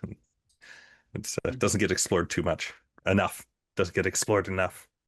Well, then maybe that's what we'll have to do next time around. Though, of course, squeeze in a little bit of gore, right? But you did enjoy yourself as well with today's adventure, Chris. Oh yeah, no, I had a blast when you said that he wanted us to go into the city and cause chaos and wear shovelhead. Like I was saying earlier, I was thinking I'd play a Bruja, but I was like, I don't want presents. Let's go for like something else and aspects, and decided to be a pander, and like definitely did make a beat stick, and it worked really really well, I think. I loved it. I love to see a pander. And one thing that absolutely, if we do ever do this again, and I do want to get into, is the actual political significance of that, because it's we did not Yeah. touch on it today at all. But like in the Sabbat, like in the Camarilla and Independence, Caitiff are trash. In the Sabbat, like the Caitiff rebelled and formed a clan called the Panders, and they're treated as equals. And mostly they are trash, but you don't say it to their face. Right. You certainly don't. Yeah, certainly don't say that to their face. Because they're begrudgingly equals, I suppose, would be the best way to put it. So Robin, what'd you think? Oh man, I love it. I love vampire. I love blood. I love violence.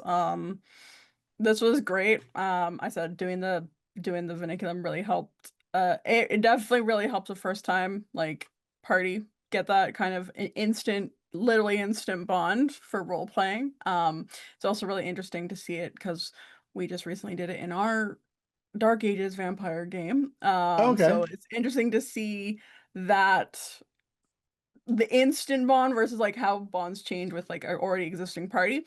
So it's Right. very cool to do it again. I really liked doing it the first time, and so this was great that we started off with the vernaculum. So this was so much fun. I love just ripping people into shreds. It's great. I'm happy to have delivered violence. And chat, I hope you all had as much fun as we did as well. I had a hoot. Everybody here seems to have had a good time. We have raised some money up. Do we know how much we added during this session by chance? Sorry, my chair is so loud.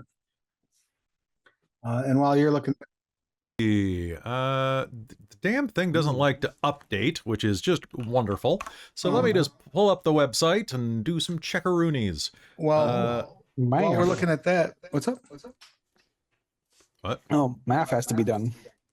Yeah, math. Well, I know we're at sorry, I asked a math 2,153 Canadian. However, that much is in the U.S. If an American person could go and check It's extra life. 1532. I have it on donor drive and they do it in US. So why isn't it updating correctly? I hate the widget. I don't they know. give us. We're at 1532. We were around 1300 before we started, so we've been able to raise like Nice. $200+ for this game. Nice. So Thank you Excellent. very much That's to awesome. the folks watching. That really makes a big difference. Every dollar helps with stuff like this, but sincerely, from the bottom of my heart, thank you very much. Really, really appreciate it. And I would encourage you to keep watching and keep donating and keep participating in this.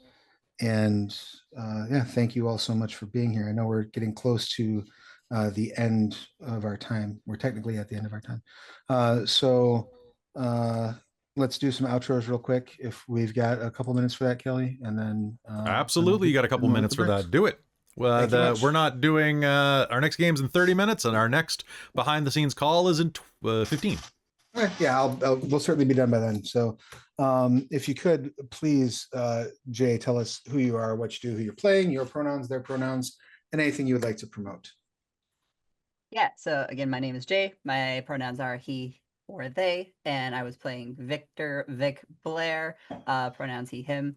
The Gangrel and ttrpg, I hope I said that right. I've never actually said it out loud, but You okay. did a great job, I think. I learned yeah. that word by reading it, so I could be wrong. And yeah, again, I go by Violet Gamer on 90% of my platforms. So I stream on Twitch. I also play other TTRPG games, talk about it a lot. And yeah, I had so much fun playing. Thank you so much for having me here. I'm so excited. You were a pleasure to have at the table. Thank you so much for being here. It was super cool. Look forward to playing together again. Corbin, your pertinence, please.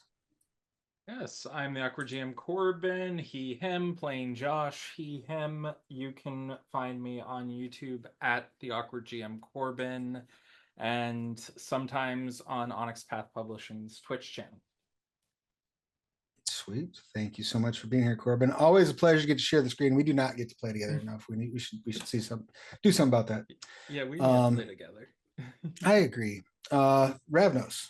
Speaking of people I don't get to play with enough.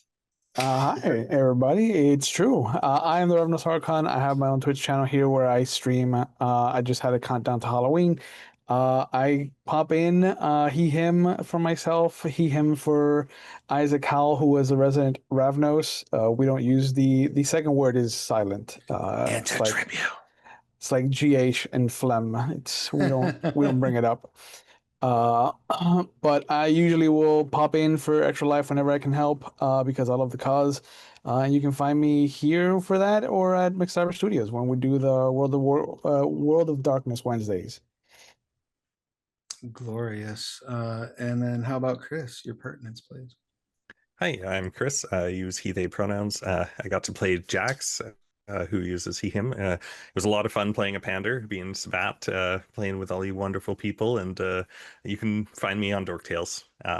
Oftentimes being a vampire with Robin when we're doing Transylvania or playing Hunter sometime right now in the meantime. And I think that's all I got. Oh, and Dominion, because Technocracy.